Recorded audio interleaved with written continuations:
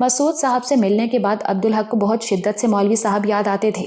وہ ان سے ملنے کو بری طرح تڑپتا تھا۔ کئی بار اس نے حق نگر جانے کی بات کی۔ حق نگر بھی اسے بہت یاد آ رہا تھا، لیکن ہر بار زبیر نے اسے ٹال دیا۔ وہ جھنجھلا گیا۔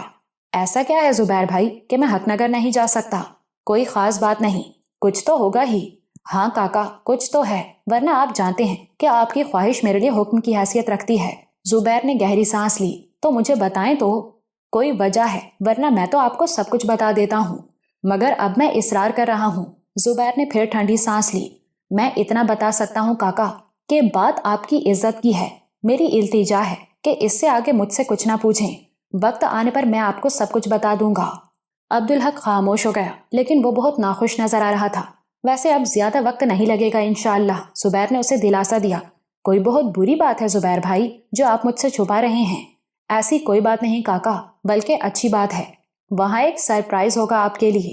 سرپرائز دینے کے تو آپ بادشاہ بن گئے ہیں زبیر بھائی، عبدالحق نے خوش دلی سے کہا۔ پھر چند لمحے سوچنے کے بعد بولا، ایک بات بتائیں، میں پوری فیملی کی بات نہیں کرتا، کیا یہ ممکن نہیں کہ میں اکیلا حق نگر جاؤں اور مولوی صاحب سے مل لوں؟ ان سے ملنے کو ترس رہا ہوں میں۔ تھوڑا سا صبر کر لیں کاکا، اب انشاءاللہ بس چند روز کی بات ہے۔ عبدالحق خاموش ہو گیا۔ اصرار کرنا تو ویسے بھی اس کی فطرت میں نہیں تھا۔ دوسرے اسے یہ خیال تھا کہ ضرور کوئی بڑی بات ہے، ورنہ زبیر ایسے اس کی بات ٹالنے والا نہیں، اور وہ پوری بات نہیں بتا رہا ہے تو یہ بھی ضروری ہی ہوگا۔ اتنے دن ہو گئے، عارف بھائی سے بھی ملاقات نہیں ہوئی۔ اس نے موضوع بدلا۔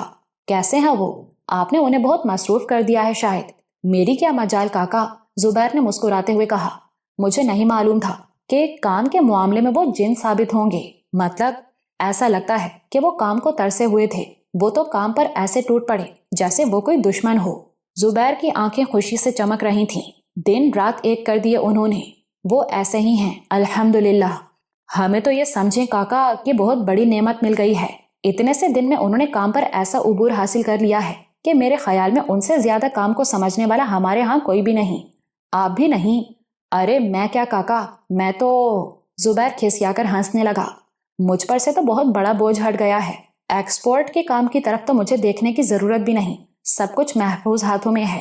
اللہ کا شکر ہے، عبدالحق نے کہا۔ اس سے دلی خوشی ہوئی تھی۔ جی کاکا، اللہ ہمیشہ ایسے ایماندار لوگوں سے ملا دیتا ہے۔ آپ نے انہیں شراکت کی پیشکش بھی کی؟ ابھی نہیں کاکا، وہ بہت جلدی بھڑک جانے والے آدمی ہیں۔ مناسب وقت پر بات کروں گا۔ مجھے یقین ہے کہ منافع اس سال بہت بڑھے گا، اس کے بعد بات کروں گا۔ ٹھیک ہے زبیر بھائی، لیکن مجھے یقین ہے کہ آپ کی مداخلت کے بغیر وہ میری بات نہیں مانیں گے۔ ٹھیک ہے، دیکھ لیں گے۔ عبدالحق بعد میں بھی اس پر سوچتا رہا۔ وہ اس سرپرائز کے بارے میں سوچ رہا تھا جس کا زبیر نے تذکرہ کیا تھا۔ کیسا سرپرائز ہے یہ؟ کیا ہو سکتا ہے؟ اس نے ذہن سے اس خیال کو جھٹکا۔ یہ میں کچھ زیادہ ہی تجسس نہیں کرنے لگا ہوں؟ جہاں اللہ نے تجسس کرنے کو کہا ہے اسے چھوڑ کر، اور جہاں منع فرمایا ہے وہاں بہت بری بات ہے۔ اس نے خود کو ڈپٹا، مگر پھر دوسرے زاویے سے اسے تشویش ہونے لگی۔ زبیر نے کہا تھا بات آپ کی عزت کی ہے، ایسی کیا بات ہو سکتی ہے؟ پھر اس نے سوچا کوئی اس معاملے میں کیا کر سکتا ہے؟ عزت ذلت تو اللہ کے اختیار میں ہے۔ وہ کچی نیند میں تھا کہ کسی کی موجودگی کے احساس سے اس کی آنکھ کھل گئی۔ اس نے سر گھما کر دیکھا، ارجمند اس کے پاس بیٹھی تھی۔ معمول کے مطابق وہ نیچے سوتا تھا اور ارجمند نور الحق کے ساتھ اوپر بیڈ پر۔ پہلا موقع تھا کہ ارجمند اس طرح نیچے آئی تھی۔ اس کے ذہن میں پہلا خیال یہی آیا کہ یہ اس کی آزمائش ہونے والی ہے۔ وہ گھبرا کر اٹھ بیٹھا، اس کا جسم تن سا گیا۔ کیا بات ہے ارجمند؟ مجھے افسوس ہے آغا جی کہ میں نے آپ کی نیند خراب کی۔ اس کے لہجے میں ایسی شرمندگی تھی کہ عبدالحق کا دل کٹنے لگا۔ ایسی کوئی بات نہیں، میں ابھی سویا ہی نہیں تھا، اس نے جلدی سے کہا۔ مگر بات تو بتاؤ، ہوا کیا؟ میں بہت خوش نصیب ہوں آغا جی، اللہ نے بہت فضل فرمایا مجھ پر، بہت عزت عطا فرمائی۔ بے شک اللہ بہت نوازنے والا ہے۔ میں نے اللہ کا بہت شکر ادا کیا، پھر اللہ سے بہت دعا کی کہ مجھے آپ کے لیے آزمائش نہ بننے دیں، مگر آج مجھ سے رہا نہیں گیا۔ عبدالحق تو توقع ہی یہی کر رہا تھا، پھر بھی اسے کرنٹ سا لگا، اس کا جسم جیسے سمٹ سا گیا۔ آپ غلط سمجھ رہے ہیں آغا جی، ارجمند نے جلدی سے کہا۔ اس کے لہجے میں خجالت تھی۔ میں انشاءاللہ آپ سے وعدہ خلافی کبھی نہیں کروں گی، اس کے لیے روز اللہ سے دعا کرتی ہوں۔ تو پھر؟ عبدالحق کے لہجے میں ہلکی سی جھنجھلاہٹ در آئی۔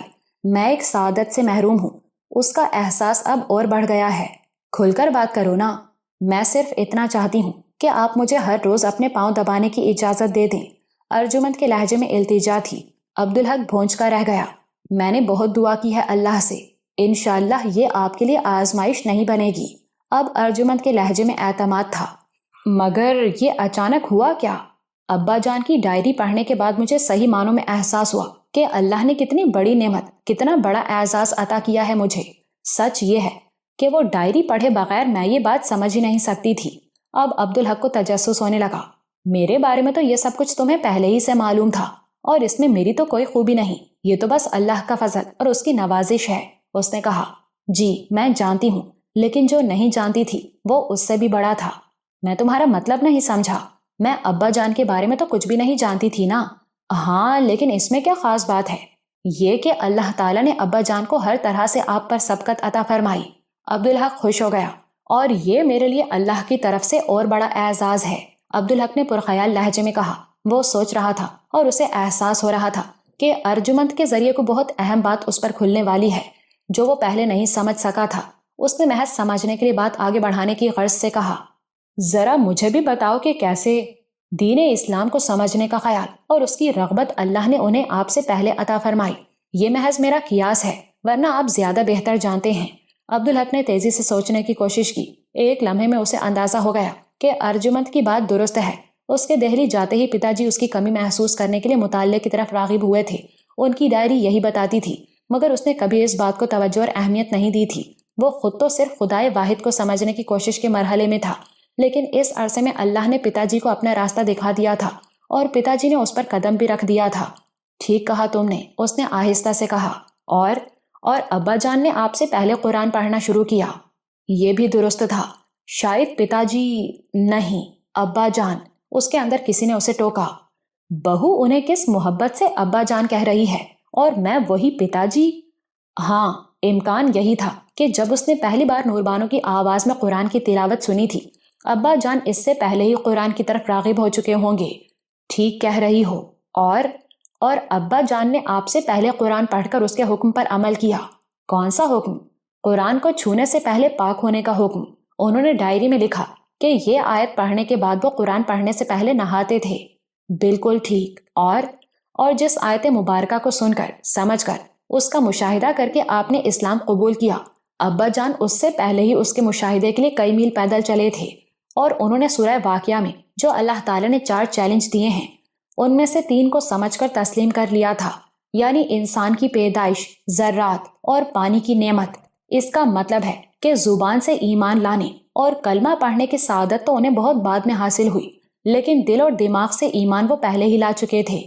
عبدالحق کے لیے سوچوں کے دروازے کھل رہے تھے۔ ٹھیک کہا تم نے۔ اس کی آواز سرگوشی سے زیادہ بلند نہیں تھی، اور وہ ایمان بھی آپ سے پہلے لائے۔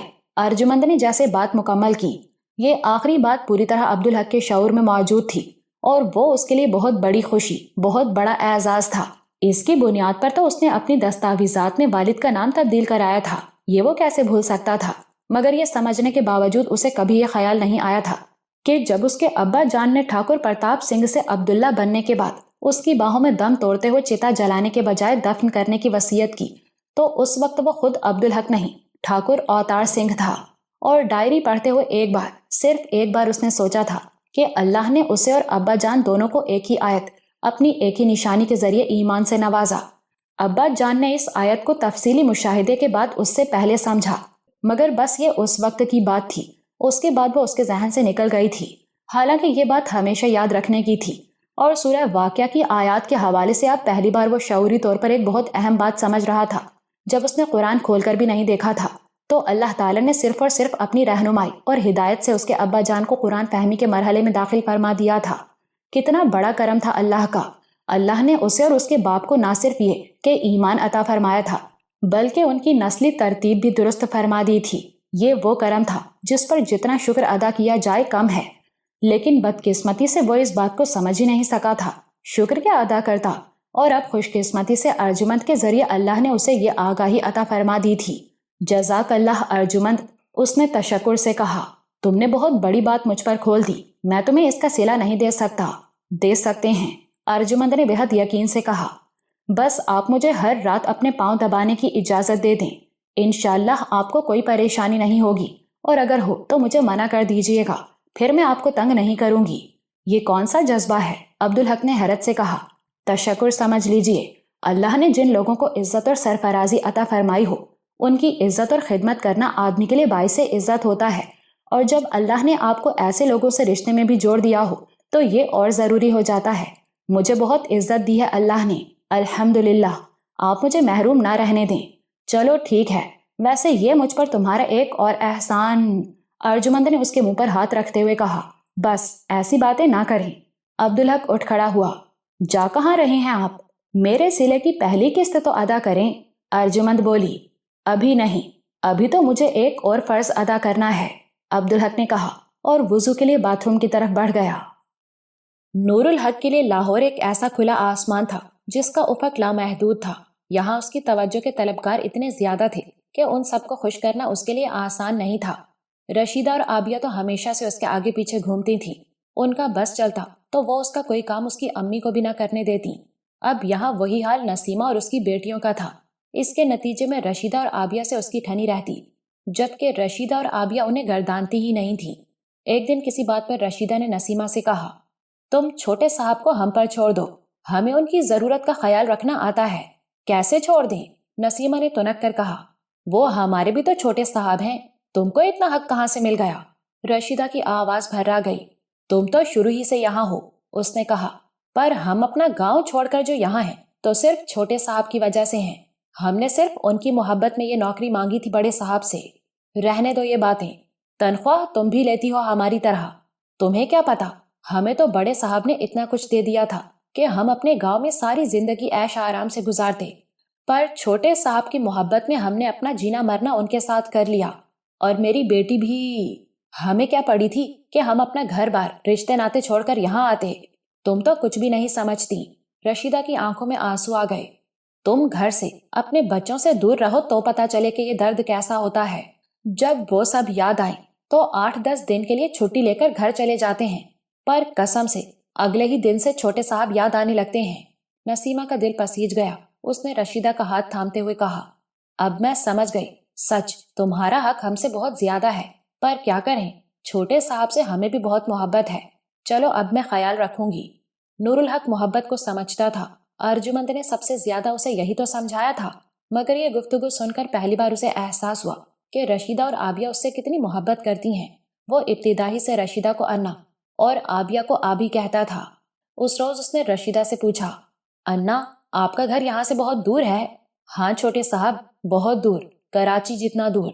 اور آپ کے بچے بھی ہیں؟ جیسے میں امی اور بابا کا بچہ ہوں۔ ہاں صاحب جی، پر وہ بہت بڑے ہیں، آپ کی طرح چھوٹے نہیں ہیں۔ تو بچے بڑے ہو جاتے ہیں تو کیا امی بابا انہیں بھول جاتے ہیں؟ کیا آپ کو وہ یاد نہیں آتے انا؟ رشیدہ رونے لگی۔ بہت یاد آتے ہیں چھوٹے صاحب، پر آپ سے دور جاؤں تو آپ ان سے بھی زیادہ یاد آتے ہیں۔ آبی کا بھی یہی حال ہے، پر اس کی شادی ہو گئی تو اسے دور جانا پڑے گا۔ مجھے پتا ہے وہ بہت رویا کرے گی آپ کے لیے۔ نور الحق چند لمحے سوچتا رہا۔ آپ سب کو یہاں بلا لینا، وہاں ان کے گھر ہیں، زمینیں ہیں، وہ نہیں آ سکتے۔ بیٹیوں کی شادی ہو گئی ہے، وہ اپنے شوہروں کے ساتھ ہیں، رشیدہ نے کہا۔ پر چھوٹے صاحب ہم یہاں بہت خوش ہیں، ہم وہاں اتنے خوش نہیں رہ سکتے۔ ننھے نور الحق نے بڑی محبت سے رشیدہ کا ہاتھ تھام لیا۔ میں بھی آپ سے اور آبی سے بہت محبت کرتا ہوں انا۔ رشیدہ کی آنکھیں پھر بھیگنے لگیں۔ مجھے پتا ہے چھوٹے صاحب۔ نور الحق کچھ سوچ رہا تھا، چند لمحے بعد بولا، آپی کی شادی ہو گئی تو وہ دور چلی جائیں گی انا؟ رشیدہ نے اس بات میں سر ہلایا۔ نور الحق پھر کچھ سوچنے لگا، پھر اس نے سر اٹھا کر رشیدہ کو دیکھا۔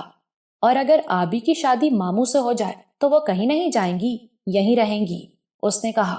چند لمحے تو رشیدہ کی سمجھ میں کچھ نہیں آیا، پھر اچانک اس کے دل میں روشنی سی ہو گئی۔ نور الحق کہاں ہو تم؟ ساجد کی آواز سنائی دی تو نور الحق باہر چلا گیا۔ اسے نہیں معلوم تھا کہ اس نے رشیدہ کو کیسی راہ سجھا دی ہے، اور وہاں تائی تھی، وہ اس سے قریب رہنے کی کوشش کرتی تھی، مگر کچھ دور رہ کر۔ وہ جانتا تھا کہ وہ بھی اس سے بہت محبت کرتی ہیں، انہوں نے کبھی اس کا اظہار نہیں کیا تھا، پھر بھی اسے یہ بات معلوم تھی۔ وہ اس کی طرف دیکھتی تو نہ جانے کیسے اسے معلوم ہو جاتا، نہ جانے کیوں وہ ان سے انجانا بنا رہتا، لیکن اسے احساس ہوتا کہ ان کی آنکھوں سے بہت نرم سی پھوار اس پر برس رہی ہے اور وہ بھیگ رہا ہے۔ وہ پھوار اسے بہت اچھی لگتی تھی اور وہ اسے کبھی چھوتی، لیکن ایسا کم ہی ہوتا تھا، تو ایسے احترام سے چھوتی جیسے امی کی ہدایت کے مطابق وہ قرآن پاک کو چھوتا تھا۔ اسے ان کے چھونے پر یہی خیال آتا تھا، لیکن اس کی وجہ اس کی سمجھ میں نہیں آتی تھی۔ ایک دن اس نے تائی سے کہا، آپ تو مجھے پیار نہیں کرتی، اور تائی دہل گئی۔ نہ پتر، میں تو تمہیں ساجد سے بھی زیادہ پیار کرتی ہوں، تو آپ مجھے پیار کیوں نہیں کرتی امی کی طرح؟ تائی کچھ عجیب سی ہو گئی۔ ویسے پیار کرنا مجھے آتا نہیں ہے پتر، ویسے میں ہر وقت تمہیں چومتی ہوں اپنی آنکھوں سے۔ نور الحق جانتا تھا کہ یہ سچ ہے، مگر اس نے کہا، کریں گی تو آ جائے گا تائی، مجھے اچھا لگے گا۔ اور تائی نے پہلے ایک ایک کر کے اس کے دونوں ہاتھ چومے، پھر بڑی نزاکت سے اسے لپٹا کر اس کا ماتھا چوم لیا۔ اسے بڑا اچھا لگا، مگر تایا کی محبت بڑی بے جھجک تھی۔ وہ اسے پتر نہیں کہتے تھے، مگر اس سے بہت لاڈ کرتے تھے۔ کبھی وہ جلدی آ جاتے تو اسے اپنے ساتھ لان میں لے جاتے۔ پہلی بار ایسا ہوا تو سب لوگ لان میں ہی بیٹھے تھے۔ میرے ساتھ آئیے چھوٹے صاحب، تایا نے اس سے کہا۔ وہ ان کے ساتھ چلا گیا۔ کچھ دور جا کر وہ اکڑوں بیٹھے اور انہوں نے اس سے کہا، میرے کندھے پر بیٹھ جائیے چھوٹے صاحب۔ اس نے حیرت سے انہیں دیکھا۔ کیوں تایا جان، آپ بیٹھیں تو صحیح۔ نور الحق چند لمحے جھجکا، پھر ان کے کندھوں پر بیٹھ گیا۔ اب میں آپ کا گھوڑا ہوں، آپ کو لے کر دوڑوں گا۔ گھوڑا نہیں، اونٹ، نور الحق نے کہا۔ اسے کلفٹن کا ساحل یاد آ گیا تھا۔ چلیں اونٹ ہی سمجھ لیں۔ اور میں آپ کی رفتار کم زیادہ کیسے کروں؟ تیز دوڑنا ہو تو دایاں کان پکڑیں، رفتار کم کرنی ہو تو بایاں کان پکڑیں، اور رکنا ہو تو بال پکڑیں، زبیر نے کہا اور دوڑنا شروع کر دیا۔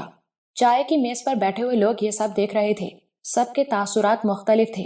رابعہ کے چہرے پر خوشی تھی، حمیدہ جیسے کہیں کھوسی گئی تھی اور اس کی آنکھیں بھیگ رہی تھیں، اور ارجمند گمسم اور بوکھلائی ہوئی تھی، جیسے اسے کچھ سوج نہیں رہا ہو۔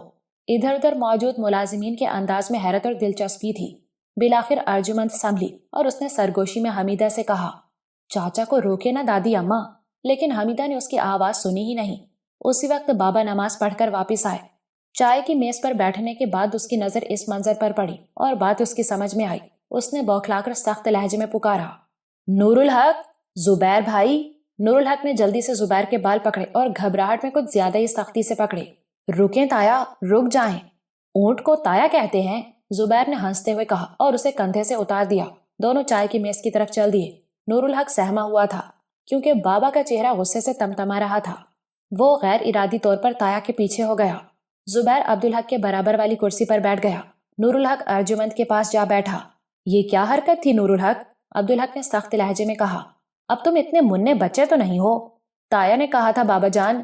عبدالحق نے زبیر کی طرف دیکھا جو گڑبڑایا ہوا تھا۔ اس کی نظروں میں سوال تھا۔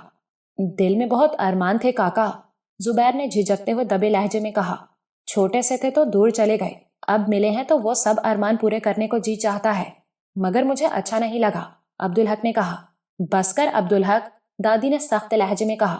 ان کی آواز روندھی ہوئی تھی۔ تجھے کیا حق ہے ان کے بیچ آنے کا؟ اور وہ رونے لگی۔ بابا بوکھلا گئے۔ کیا ہوا اماں، کیا ہو گیا؟ روتی ہوئی دادی نے بس اتنا کہا، اپنا بچپن تجھے یاد نہیں، پر مجھے تو کیا کیا کچھ یاد آ گیا۔ اور بابا شرمندہ نظر آنے لگے۔ مجھے معاف کر دیں زبیر بھائی۔ ارے نہیں کاکا، کیوں شرمندہ کرتے ہیں مجھے؟ تایا نے جلدی سے کہا۔ اس کی سمجھ میں کچھ بھی نہیں آیا۔ رات کو اس نے امی سے پوچھا، ابھی تم چھوٹے ہو، انہوں نے کہا، کچھ بڑے ہو جاؤ تو تمہیں ایک بہت اچھی سچی کہانی سناؤں گی، محبتوں کی کہانی، تمہاری امانت ہے وہ، تو ابھی سنا دینا۔ نہیں، ابھی نہیں، اصل میں دادی کو زیادہ معلوم ہے، کہانی تو وہی سنائیں گی۔ اب بھی تایا جب جلدی آ جاتے تو اس کا اونٹ بنتے اور اسے سواری کراتے، اور کبھی اسے گاڑی میں بٹھا کر لے جاتے اور کھلاتے پلاتے۔ انہیں معلوم تھا کہ آئس کریم اسے بہت پسند ہے، اور وہ ساجد بھائی کو ساتھ چلنے کا خود سے کبھی نہیں کہتے تھے۔ وہ اصرار کرتا تو وہ اسے ساتھ لے لیتے۔ اور پھر ساجد بھائی تھے، وہ اس سے بڑے تھے مگر اس کے دوست تھے، اور وہ جانتا تھا کہ وہ اس سے بہت محبت کرتے ہیں۔ اسے بھی ان کا ساتھ بہت اچھا لگتا تھا۔ وہ ان سے بہت کچھ سیکھتا تھا۔ شروع میں تو ان کی مصروفیت زیادہ تھی، مگر پھر وہ اسے بہت وقت دینے لگے۔ وہ ہوم ورک کرتا تو وہ اس کے پاس بیٹھ کر دیکھتے رہتے، اسے کوئی مشکل ہوتی تو اسے سمجھاتے، اور سچ یہ ہے کہ وہ بھی ان سے بہت محبت کرتا تھا۔ پھر ساجد بھائی کو ان کا الگ کمرہ ملا تو اسے بہت اچھا لگا، اسے ان پر رشک بھی آیا۔ مجھے ایسا کمرہ کب ملے گا؟ اس نے بڑی حسرت سے کہا۔ تمہیں الگ کمرہ چاہیے؟ انہوں نے اس سے پوچھا۔ وہ چند لمحے سوچتا رہا، پھر اس نے نفی میں سر ہلایا۔ بالکل اکیلے رہنا تو مجھے اچھا نہیں لگے گا۔ یہ سن کر ساجد بھائی مسکرائے، وہ بہت خوش نظر آنے لگے۔ آپ کو اچھا لگتا ہے اکیلے رہنا؟ اس نے ان سے پوچھا۔ ایک بات بتاؤں، چاچا نے جب یہ کمرہ مجھے دیا تو مجھے کہا کہ کوئی کمی ہو یہاں تو مجھے بتا دو۔ میں نے وہ کمی بتا دی۔ انہوں نے وعدہ کیا کہ تم کچھ بڑے ہو جاؤ گے تو وہ اس کمی کو دور کر دیں گے۔ اور وہ کمی کیا ہے؟ میں نے ان سے کہا کہ یہاں بس نور الحق کی کمی ہے۔ وہ خوش ہو گیا۔ یہ کہا آپ نے؟ آپ اپنے کمرے میں مجھے شریک کریں گے؟ میں اپنی ہر چیز کے بارے میں سمجھتا ہوں کہ وہ ہم دونوں کی ہے، تمہاری اور میری۔ ساجد بھائی نے بڑے پیار سے کہا۔ بلکہ میری ہر چیز پہلے تمہاری ہے اور پھر میری۔ تو یہ کمرہ میرا بھی ہے، مجھ سے زیادہ تمہارا ہے، تو پھر میں یہاں رہ کیوں نہیں سکتا؟ میں نے اپنے حصے کا کام کر دیا تھا، چاچا سے تمہارے لیے اجازت لے لی تھی، اب تم اپنے حصے کا کام کرو، ان سے اجازت لے لو تو تم آج ہی اس کمرے میں آ سکتے ہو۔ نور الحق کے جسم میں سنسنی دوڑ گئی۔ اس نے بابا سے بات کی تو انہوں نے کہا، اب تم 3 دن تک اس کمرے میں نہیں جاؤ گے، یہ میرا حکم ہے۔ اس نے سوچا یہ تو اچھا ہونے کے بجائے برا ہو گیا۔ اگلے روز وہ ساجد بھائی سے ملا اور انہیں اپنی اس سزا کے بارے میں بتایا۔ وہ ہنسنے لگے۔ آپ کو اچھی لگی ہے یہ بات؟ اسے سخت صدمہ ہوا۔ 3 دن بعد دیکھنا تمہیں بھی اچھی لگے گی۔ وہ بہت اداس ہو گیا۔ اسے ساجد بھائی سے ایسی امید نہیں تھی۔ وہ ان سے کچھ کھنچ سا گیا۔ 3 دن بعد بابا نے اس کا ہاتھ تھامتے ہوئے کہا، آؤ میرے ساتھ، اور وہ اسے لے کر ساجد بھائی کے کمرے کی طرف چل دیے۔ ساجد بھائی دروازے ہی پر کھڑے تھے۔ بابا نے ان سے کہا، لو بھائی ساجد، اپنے پارٹنر کو سنبھالو۔ ساجد بھائی نے اس کا ہاتھ تھاما اور اسے کمرے میں لے گئے۔ پہلے تو اسے حیرت ہوئی اور پھر اس کی خوشی کی کوئی حد نہیں تھی۔ جہاں پہلے ایک چیز تھی وہاں اب ایک جیسی 2 چیزیں تھیں۔ ساجد بھائی جیسا ایک بیڈ، ویسی ہی میز ان کی میز کے برابر، ویسی ہی ایک اور الماری، ویسی ہی کرسی۔ اب یہ تمہارا کمرہ ہے، ساجد بھائی نے کہا۔ نہیں ساجد بھائی، ہمارا کمرہ، اس نے کہا اور ان سے لپٹ گیا۔ ان محبتوں نے اسے گھیر لیا تھا۔ اس کی زندگی کا افق غیر محسوس طور پر پھیلتا جا رہا تھا۔ کبھی کبھی اسے خیال آتا کہ بابا سے اس کا ملنا کم ہوتا جا رہا ہے۔ ایسا تو نہیں تھا کہ وہ ملتے ہی نہ ہوں۔ رات کو وہ باقاعدگی سے آتے، اس کے ساتھ لیٹ کر اسے اللہ میاں کے متعلق بتاتے۔ وہ اللہ کے متعلق بہت باتیں کرتے، لیکن ایک بات، ایک تاکید وہ ہر رات کرتے، تمہیں مجھ سے، امی اور دادی سے، تایا سے، کسی سے بھی کوئی ضرورت ہو تو ان سے مانگنے سے پہلے سب سے پہلے اللہ سے مانگا کرو میرے پیارے بیٹے۔ اللہ سے مانگنے سے پہلے کسی سے کچھ کہنا بہت بری بات ہے، اللہ کو ناراض کرنے والی بات۔ وہ ان سے لپٹ کر سو جاتا، مگر جب اسے خیال آتا کہ وہ بابا سے کچھ دور ہو رہا ہے تو وہ اداس ہو جاتا۔ لیکن پھر وہی خیال الٹ کر آتا اور وہ سوچتا کہ بابا اس سے دور ہو رہے ہیں، اور اسے لگتا کہ بابا اس میں خوش ہیں تو اس کے دل میں شکایت کا ایک کانٹا سا چبھ جاتا۔ اسے بابا پر کچھ غصہ آتا، اس کی آنکھیں جلنے لگتی۔ دن یوں ہی گزرتے رہے۔ اس روز زبیر دوپہر سے پہلے ہی گھر آ گیا۔ وہ ایک بالکل معمول کے خلاف بات تھی۔ اس پر سب کو حیرت ہوئی، اور وہ خالی ہاتھ نہیں آیا۔ وہ مٹھائی کا ایک بڑا ٹوکرا ساتھ لایا تھا۔ چہرہ اس کا خوشی سے چمک رہا تھا۔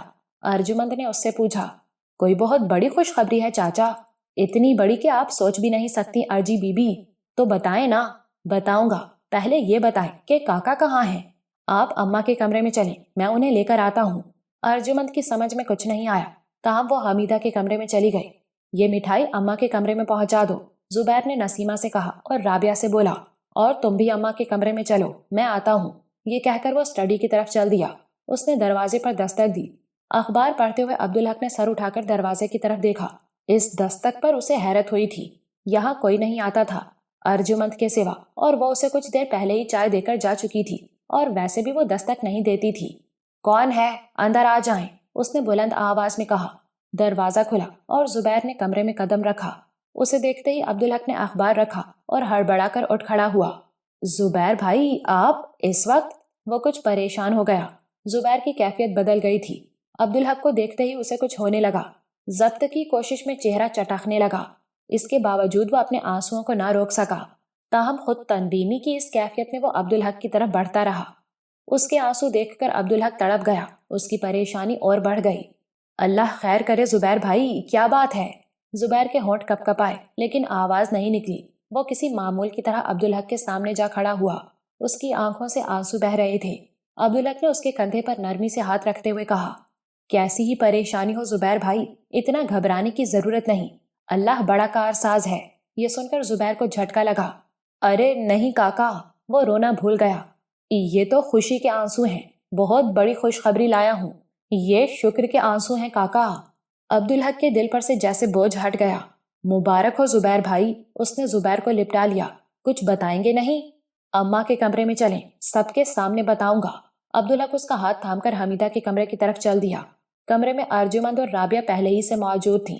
وہاں سب کے چہرے خوشی سے چمک رہے تھے۔ نوعیت تو کسی کو بھی معلوم نہیں تھی، لیکن یہ احساس سبھی کو تھا کہ کوئی غیر معمولی خوشخبری ہے۔ عبدالحق حمیدہ کے پاس جا بیٹھا۔ زبیر نے مٹھائی کی ٹوکری کھولی۔ اب بتا بھی دیں کیا خوشخبری ہے؟ ارجمند نے بے صبرے پن سے کہا۔ ایسے نہیں، پہلے منہ میٹھا ہوگا سب کا، زبیر نے کہا۔ پھر عبدالحق سے مخاطب ہوا۔ اب آپ پہلے اماں کا منہ میٹھا کرائیں کاکا۔ عبدالحق نے زیر لب بسم اللہ پڑھ کر حمیدہ کو مٹھائی کھلائی۔ اب اماں آپ کاکا کا منہ میٹھا کرائیں۔ حمیدہ نے شفقت سے عبدالحق کا سر تھپ تھپایا، پھر بڑی محبت سے مٹھائی اسے کھلائی۔ اب میں خوشخبری سناتا ہوں، زبیر نے کہا۔ سب اس کی طرف متوجہ ہو گئے۔ میرے منہ میں خاک، کاکا کو بے ایمان اور بدعنوان کہہ کر جس طرح نکالا گیا تھا، جس طرح انہیں بے عزت اور رسوا کیا گیا تھا۔ یہ کہتے کہتے زبیر کی آواز رند گئی، آنکھیں آنسوؤں سے بھر گئیں۔ وہ میرے دل پر زخم کی طرح تھا، آج اللہ نے اپنی رحمت سے میرا وہ زخم بھر دیا۔ عبدالحق سمیت سب سن ہو کر رہ گئے۔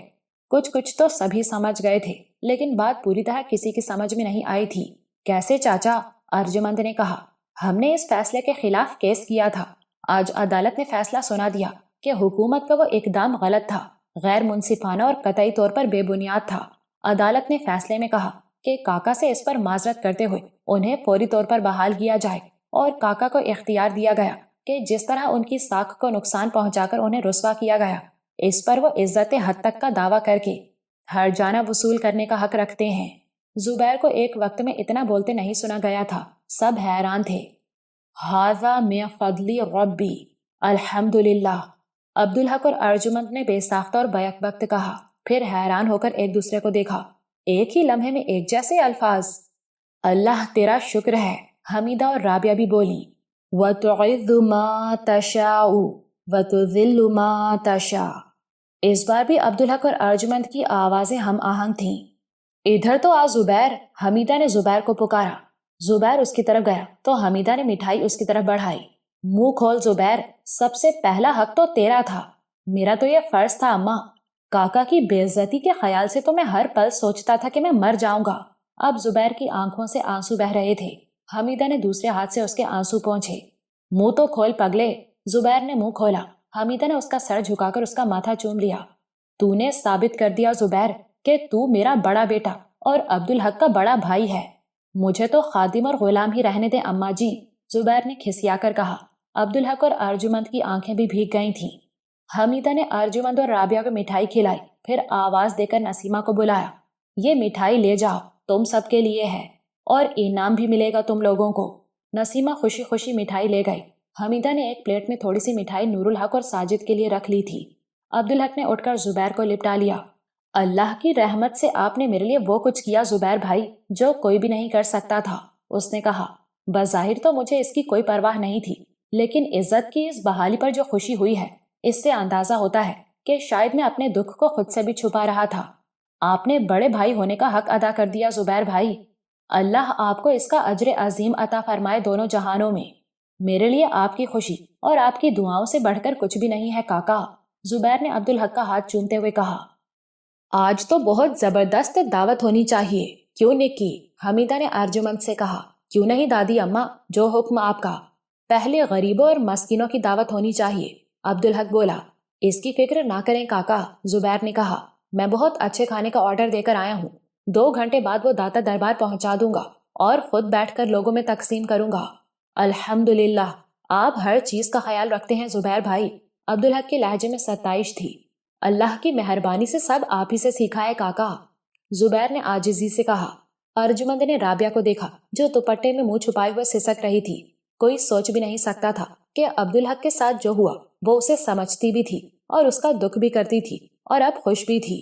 ارجمند نے اسے لپٹاتے ہوئے کہا، چچی یہ سب آپ کی دعاؤں کا صلہ ہے۔ عبدالحق کے دماغ میں ہلچل سی مچی ہوئی تھی، ذہن میں بہت سے سوالات تھے جن کے جواب صرف زبیر کے پاس تھے۔ کھانے کے لیے جائیں تو مجھے بھی ساتھ لے جائیے گا زبیر بھائی۔ بہت بہتر کاکا۔ ان 2 گھنٹوں میں اس نے ظہر کی نماز پڑھی، شکر کے نوافل پڑھے۔ وہ اس کے لیے اتنی بڑی خوشخبری تھی کہ وہ جتنا بھی شکر ادا کرتا کم تھا۔ اللہ نے اس کی عزت بحال فرما دی تھی۔ 2 گھنٹے بعد زبیر نے دروازے پر دستک دی، پھر دروازہ کھولتے ہوئے کہا، چلیں کاکا۔ وہ اٹھا اور اسٹڈی سے باہر آ گیا۔ گاڑی زبیر ڈرائیو کر رہا تھا اور وہ اس کے برابر والی سیٹ پر بیٹھا تھا۔ عبدالحق اپنی سوچوں کو مرتب کرتے ہوئے یہ سوچنے کی کوشش کر رہا تھا کہ بات کس طرح شروع کرے۔ بالآخر اسے سرا مل ہی گیا۔ بے شک زبیر بھائی، یہ اللہ نے بہت بڑا کرم فرمایا ہے، لیکن یہ کوئی حتمی فتح تو نہیں ہے کہ ہم اس طرح جشن منائیں۔ اس نے کہا، میں آپ کا مطلب نہیں سمجھا کاکا۔ میرا مطلب ہے کہ یہ فیصلہ حکومت کے خلاف ہے اور حکومت کے پاس اپیل کا حق بھی ہوگا۔ یہ آپ نے ٹھیک کہا کاکا، لیکن وہ اپیل نہیں کریں گے۔ یہ آپ کیسے کہہ سکتے ہیں؟ آپ اس لیے نہیں سمجھ پا رہے ہیں کاکا کہ آپ نے کیس میں کوئی دلچسپی ہی نہیں لی۔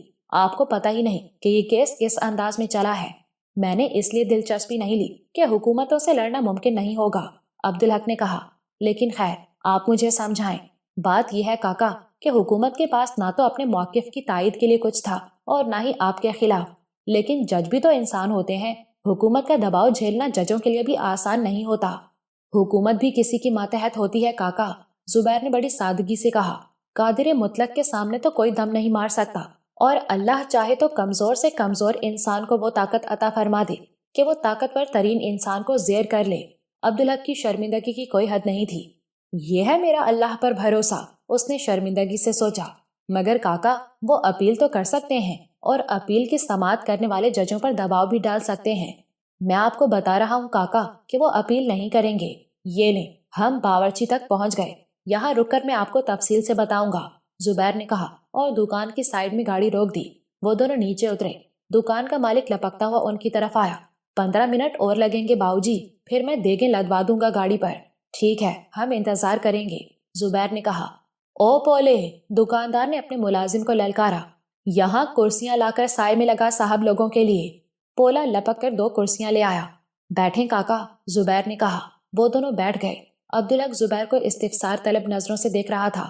بات یہ ہے کاکا کہ ہم نے آپ کے سالانہ گوشواروں کی بنیاد پر کیس کیا تھا۔ وکیل صاحب پر اعتماد تھے کہ یہ بہت بڑی مضبوطی ہے، لیکن آپ کے کردار اور خدمات کو اجاگر کرنے کے لیے گواہوں کی ضرورت تھی۔ میں نے انہیں تفصیل سے بتایا اور انہیں حق نگر لے گیا۔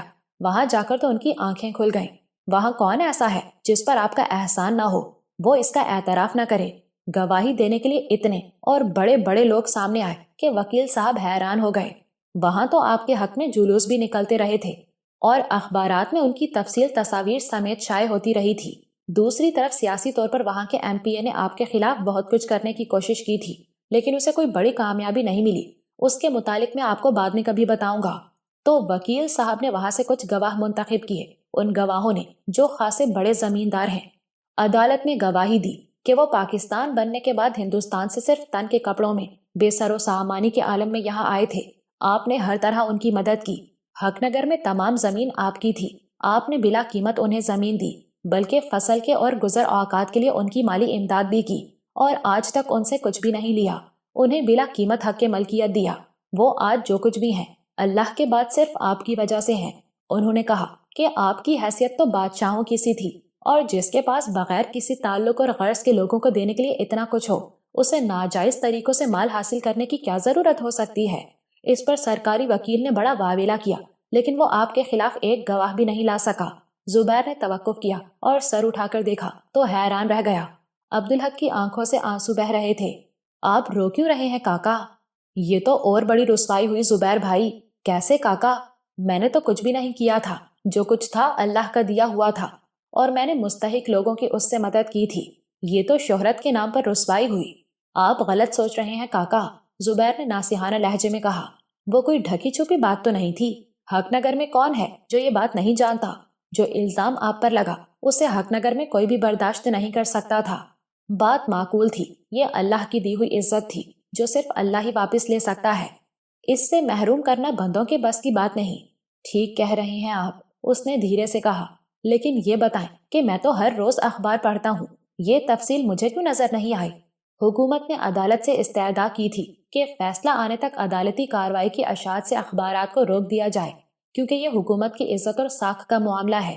اس پر ہمارے وکیل نے اعتراض کیا کہ میرے موکل کی تو تصویر بھی چھاپی گئی اور اسے اخبارات ہی کے ذریعے رسوا کیا گیا، حالانکہ یہ کام محکمہ جاتی کارروائی کے ذریعے ہونا چاہیے تھا۔ تشہیر کی تو ضرورت ہی نہیں تھی۔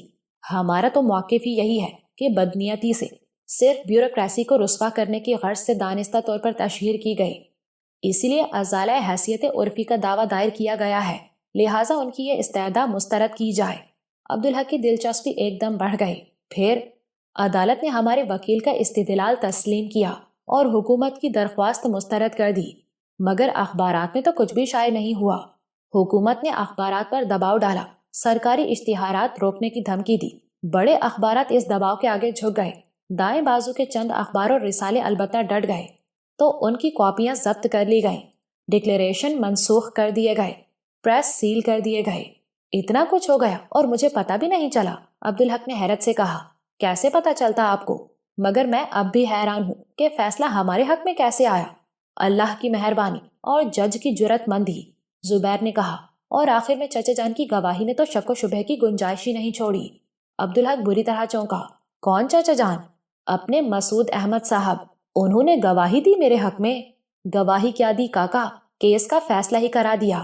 یہ کب کی بات ہے؟ ابھی صرف 2 دن پہلے ہی کی۔ عبدالحق کی سمجھ میں آ گیا۔ پچھلی بار مسعود صاحب نے کہا تھا کہ انہیں ایک بہت ضروری کام ہے جس میں 2-3 دن بھی لگ سکتے ہیں۔ انہوں نے اس پر بھی افسوس کیا تھا کہ وہی اسے زبردستی سول سروس میں لے گئے جہاں اسے عزت کے بجائے رسوائی ملی۔ انہوں نے یہ بھی کہا تھا کہ انہوں نے اللہ سے بہت دعا کی ہے کہ وہ ان کے ذریعے ہی اس رسوائی کا ازالہ کرائے۔ اسے افسوس ہونے لگا۔ اب مسعود صاحب دنیا سے بے نیاز ہو چکے تھے، اس کی خاطر انہیں اپنا وہ کمرہ اور اپنی خوبصورت مصروفیات چھوڑ کر عدالت میں جانا پڑا۔ انہیں زحمت دینے کی کیا ضرورت تھی زبیر بھائی؟ اس کے لہجے میں خفگی تھی۔ آپ بات سمجھے ہی نہیں کاکا، مجھے تو شاید کئی دن تک اس بات کا پتہ نہ چلتا، مگر انہوں نے اس صبح ہی مجھے فون کر کے بلایا اور اس خبر کے بارے میں بتایا۔ انہوں نے ہی دعویٰ دائر کرنے کی بات کی۔ وکیل البتہ میرا تھا جو ہمارے تمام قانونی معاملات سنبھالتا ہے۔ میں نے انہیں وکیل سے ملوایا، انہوں نے ہی اس کے ساتھ مل کر حکمت عملی طے کی۔ سب کچھ انہوں نے ہی کیا ہے کاکا۔ عبدالحق کی آنکھیں پھر بھیگنے لگیں۔ اللہ نے کیسی کیسی سچی اور پیاری محبتیں اسے عطا کی ہیں۔ واقعی مسعود صاحب اس سے اپنے بیٹے جیسی محبت کرتے تھے۔ اس نے کہا، آپ پہلے بتا دیتے کاکا، مجھے سب سے پہلے چچا جان کو فون کرنا چاہیے تھا۔ یہ فون کرنے کی بات نہیں کاکا، ابھی کھانا نمٹا کر مٹھائی لے کر ان کے گھر چلیں گے۔ مجھے تو لگتا ہے کہ یہ ترتیب اللہ کو خوش کرنے والی ہے۔ اسی وقت دکاندار ان کے پاس چلا آیا۔ دیگیں گاڑی پر رکھوا دی ہیں باؤجی۔ زبیر نے کھانے کی ادائیگی کی اور دیگوں والی گاڑی کے ڈرائیور سے کہا، ہمارے پیچھے پیچھے چلنا۔ وہ اپنی گاڑی میں بیٹھے۔ زبیر نے گاڑی سٹارٹ کی اور بڑھا دی۔ عبدالحق کا ذہن الجھ رہا تھا۔ سب سے پہلے اسے مسعود صاحب کو مبارکباد دینی چاہیے تھی اور ان کا شکریہ ادا کرنا تھا، مگر نہ جانے کیوں اسے زبیر کی آخری بات یاد آئی کہ مجھے تو لگتا ہے یہ ترتیب اللہ کو خوش کرنے والی ہے۔ وہ اس پر غور کرنے لگا۔ ترتیب؟ پھر وہ چونکا۔ ترتیب کی تو بڑی اہمیت ہے، اور ترتیب میں سب سے پہلے اللہ کا شکر ادا کرنا چاہیے، پھر اس کا شکریہ جسے اللہ نے مدد کا وسیلہ بنایا۔ اللہ کا شکر ہے میں نے ترتیب کا خیال رکھا، الحمدللہ میں نے سب سے پہلے اللہ کا شکر ادا کیا۔ تو پھر زبیر بھائی نے ترتیب کی بات کیوں کی؟ وہ زبیر کی بات کو ایک سادہ آدمی کی بات قرار دے کر نظر انداز کرنے ہی والا تھا کہ اس کے ذہن میں لفظ ترتیب بجلی کی طرح کوندا۔ جس ترتیب کی بات زبیر بھائی نے کی اس پر غور تو کیا جائے، عملاً وہ ترتیب ہے کیا؟ ہم نے اللہ سے اس رحمت پر، اس کامیابی پر اللہ کا شکر ادا کیا۔ اس خوشی میں گھر والوں اور ملازمین کا منہ میٹھا کیا۔ گھر میں دعوت کا اہتمام کرنے سے پہلے زبیر بھائی نے اللہ کے محروم بندوں کی دعوت کا اہتمام کیا، اور اب ہم وہ دعوت کرنے جا رہے ہیں، اللہ کے محروم مسکین بندوں کی دعوت۔ اس کے ذہن میں اپنے ہی الفاظ گونجے اور اس کے ساتھ ہی روشنی کا ایک جھماکا سا ہوا۔ بات پوری طرح اس کی سمجھ میں آ گئی۔ زبان سے شکر ادا کیا، مگر اس سے کیا ہوتا ہے؟ آدمی کو اپنی حیثیت کے مطابق عملی طور پر بھی تو شکر ادا کرنا ہوتا ہے۔ اللہ کو خوش کرنے کی کوشش بھی تو کرنی ہوتی ہے، اور اللہ کو خوش کیسے کیا جائے؟ اللہ کے بندوں کو خوش کیا جائے، اللہ کے دیے ہوئے مال سے بھوکوں کو کھانا کھلایا جائے، اللہ کے دیے ہوئے مال سے ضرورت مندوں کی ضرورت پوری کی جائے تو اللہ بہت خوش ہوتا ہے۔ یہی تو ہے ترتیب۔ عبدالحق کو زبیر پر رشک آنے لگا۔ کتنی سادگی، بے پرواہی اور بے ساختگی سے اس نے اتنی گہری بات کہہ دی۔ وہ تو زبیر سے یہ امید نہیں کر سکتا تھا۔ بے شک اللہ جسے جتنا چاہے نواز دے۔ اللہ کے نیک بندوں کی محبت سے بہت کچھ ملتا ہے آدمی کو۔ جو زبیر نے اتنی آسانی سے کہا وہ تو اسے سوچ بھی نہیں سکتا تھا، اس کو تو اس بات کو سمجھنے میں بھی اتنی دیر لگی۔ واقعی یہی تو ہے ترتیب۔ وہ کچھ کہنے ہی والا تھا کہ زبیر نے گاڑی روک دی۔ وہ داتا دربار پہنچ گئے تھے۔ دیگیں اتاری گئیں۔ کھانے کے ساتھ ڈرائیور کے علاوہ بھی 3 افراد آئے تھے۔ ان میں سے ایک دیگ پر بیٹھ گیا۔ اس نے ڈرائیور سے کچھ کہا۔ ڈرائیور ان دونوں کی طرف چلا آیا۔ آپ لوگوں کو لا کر دوں باؤ جی؟ اس نے پوچھا۔ زبیر ہچکچایا۔ مگر عبدالحق کو اس سلسلے میں اپنا ایک بہت پرانا تجربہ یاد آ رہا تھا۔ اس نے ڈرائیور سے کہا، ہاں ہمارے لیے بھی لے کر آؤ۔ اتنی دیر میں دکان کے 2 ملازموں نے آوازیں لگانا شروع کر دی تھیں، آؤ بھائی آؤ، لنگر آیا ہے۔ دیکھتے ہی دیکھتے وہاں کھانا لینے والوں کی قطار لگ گئی۔ دیکھ والے نے انہیں کھانا دینا شروع کر دیا۔ ڈرائیور گاڑی کی طرف گیا، وہاں سے اس نے 2 صاف ستھری پلیٹیں لی اور کھانا تقسیم کرنے والے کی طرف چل دیا۔ جو کھانا ہم اللہ کو خوش کرنے کے لیے اس کے بندوں کو کھلا رہے ہیں، ہمیں خود بھی تو اس میں سے کھانا چاہیے۔ عبدالحق نے زبیر سے کہا، پتہ تو چلے کہ اچھا بھی ہے یا نہیں۔ آدمی دوسروں کو وہ کچھ دے جو خود اسے اچھا لگے۔ میں یہاں اس بات کو الٹ کر دیکھتا ہوں، جو ہم دوسروں کو دے رہے ہیں وہی خود بھی لینا چاہیے۔ میں آپ کے خیال سے ہچکچا گیا تھا کاکا، زبیر نے شرمندگی سے کہا۔ ڈرائیور نے انہیں کھانا لا کر دیا۔ ادھر لنگر لینے والوں کی قطار اور طویل ہو گئی تھی۔ عبدالحق اور زبیر نے بھی کھانا شروع کیا۔ عبدالحق نے پہلا لقمہ لیتے ہی تعریفی لہجے میں کہا، الحمدللہ، کھانا بہت اچھا ہے زبیر بھائی۔ اللہ کا شکر ہے کاکا، کاش اللہ کو بھی پسند آئے اور وہ اسے قبول فرمائے۔ عبدالحق نے دل میں آمین کہا۔ کھانا بہت تھا، وہ 12 دیگیں اپنے ساتھ لائے تھے، لیکن لنگر لینے والے بھی نہ جانے کہاں سے امڑ آئے تھے۔ ان کی قطار لمبی ہوتی جا رہی تھی۔ ان دونوں نے کھانا ختم کیا۔ قریب کھڑے ڈرائیور نے پلیٹیں ان سے لیتے ہوئے پوچھا، اور دوں سرکار؟ عبدالحق نے نفی میں سر ہلاتے ہوئے کہا، الحمدللہ۔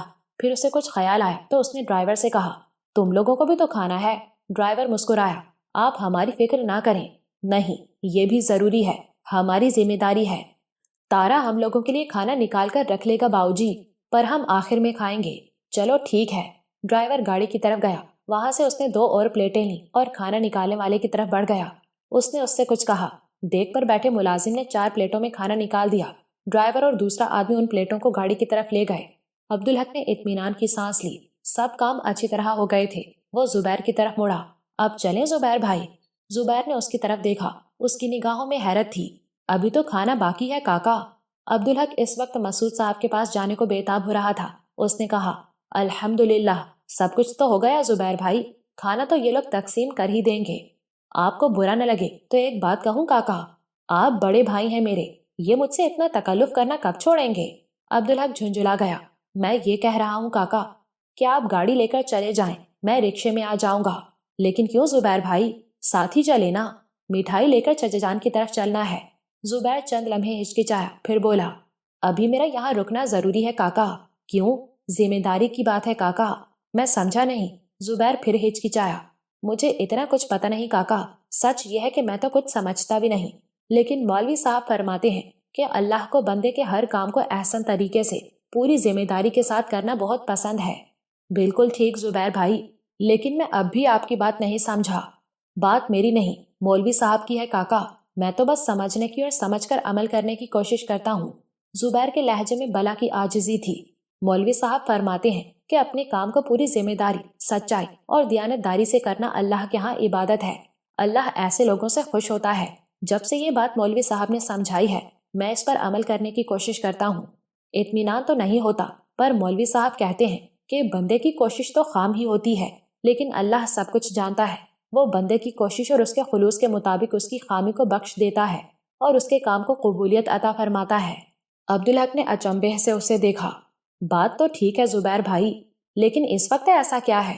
یہ تو اپنے کام کی، دنیاوی کام کی بات ہے کاکا، اور مولوی صاحب فرماتے ہیں کہ اللہ کے حکم پر عمل کرنا تو جیسے اللہ کا کام ہوا، تو اللہ کا کام تو بہت ہی ذمہ داری سے کرنا ہوتا ہے، اور وہ کہتے ہیں کہ نیکی کرنا اور بات ہے، پر نیکی پر تو بس وہ ہے جو صرف اور صرف اللہ کو خوش کرنے کے لیے کی جائے، تو اللہ کو خوش کرنے کے لیے کچھ کرنا تو سب سے بڑا کام ہوا، اس میں تو غیر ذمہ داری ہونی ہی نہیں چاہیے۔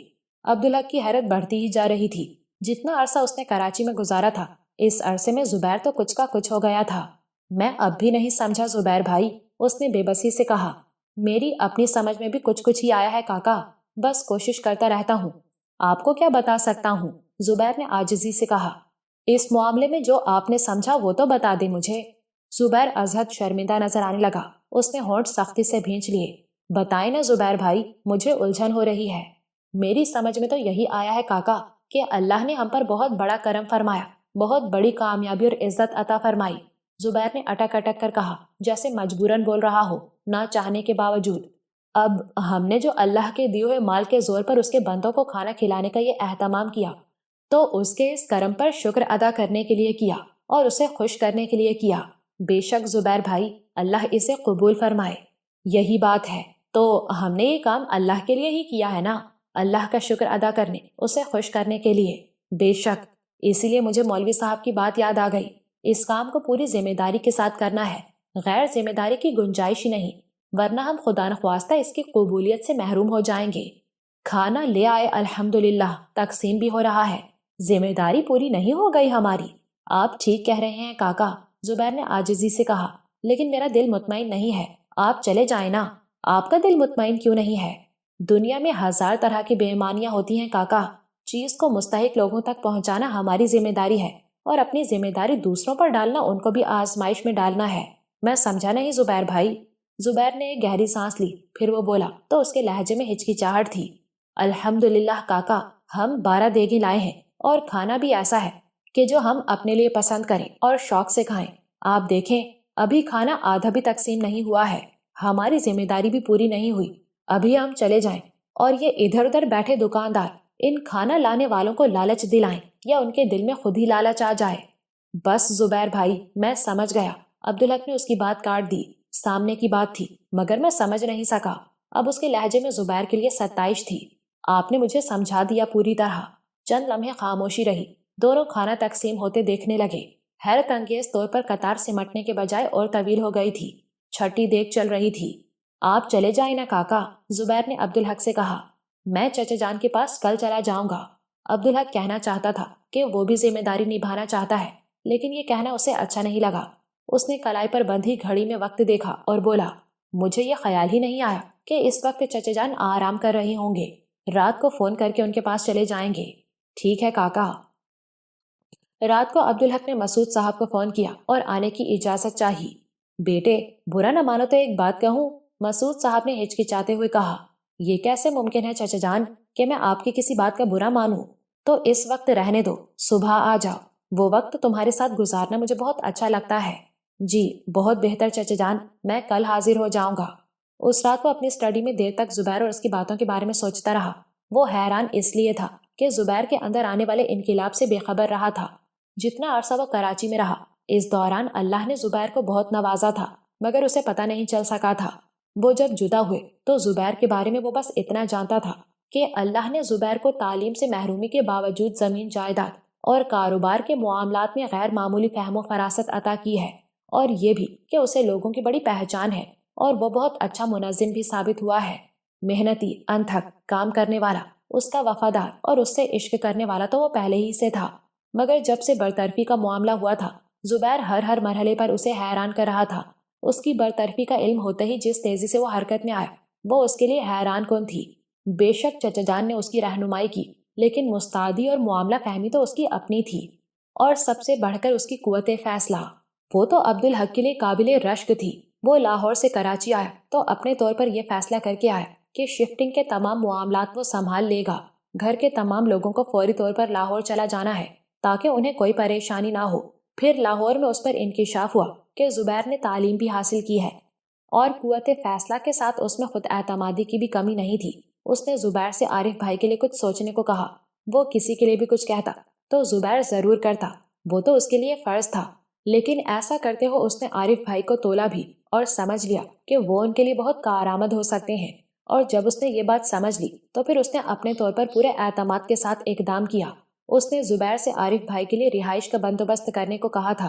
اس کے اپنے ذہن میں کرائے کے مکان کا خیال تھا، لیکن زبیر نے عارف بھائی کے لیے مکان خرید لیا، اور جس طرح اس نے ان کے معاملات طے کیے وہ اس کی غیر معمولی فراست تھی۔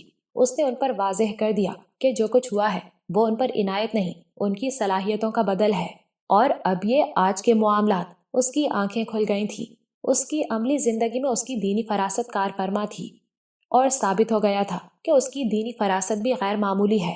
اللہ نے اسے کتنا نوازا تھا۔ اس پر اچانک عبدالحق کو نواب صاحب یاد آ گئے، نواب اشرف علی خان، جو اپنی تمام دولت عیاشی کی نظر کرنے کے بعد کوٹھے پر پڑ رہے تھے، اور اشرف علی خان سے اچھو میاں بن گئے تھے۔ تماش بینوں کے چھوٹے موٹے کام کر دیتے تھے، بدلے میں 2 وقت کی روٹی مل جاتی تھی، اور وہ کوٹھے پر ہی پڑ کر سوتے رہتے تھے۔ کہاں تھے اور وہ کہاں آ گئے تھے؟ پھر ان کے دل میں اللہ نے نادرہ اور ارجمند کی محبت ڈال دی۔ اس شخص کے دل میں جس نے رشتے دیکھے ہی نہیں تھے، جو رشتوں کی اہمیت اور نزاکت سے بے خبر تھا، بے آبروئی کے کوچے میں رہنے والے کو اللہ نے کسی کی آبرو کی فکر کرنا نصیب فرمایا۔ واقعی اللہ جسے جتنا چاہے نواز دے۔ اللہ نے ہی وہ محبت ان کے دل میں ڈالی، گویا ان کے لیے بہتری کا راستہ منتخب فرمایا۔ اس کے نتیجے میں ان کے اندر بہتری پیدا ہوتی گئی۔ اللہ نے اس کوٹھے پر رہتے ہو انہیں دین کی رغبت عطا فرمائی، نماز، روزے، تراویح عطا فرمائی۔ کوٹھے جیسے مقام پر اللہ نے انہیں رزق حلال عطا فرمایا۔ واقعی اللہ جسے چاہے نواز دے اور جتنا چاہے نوازے۔ اور اس کے بعد اللہ نے اصلاح کا عمل مکمل فرما کے انہیں پاکی کے مرحلے میں داخل فرمایا۔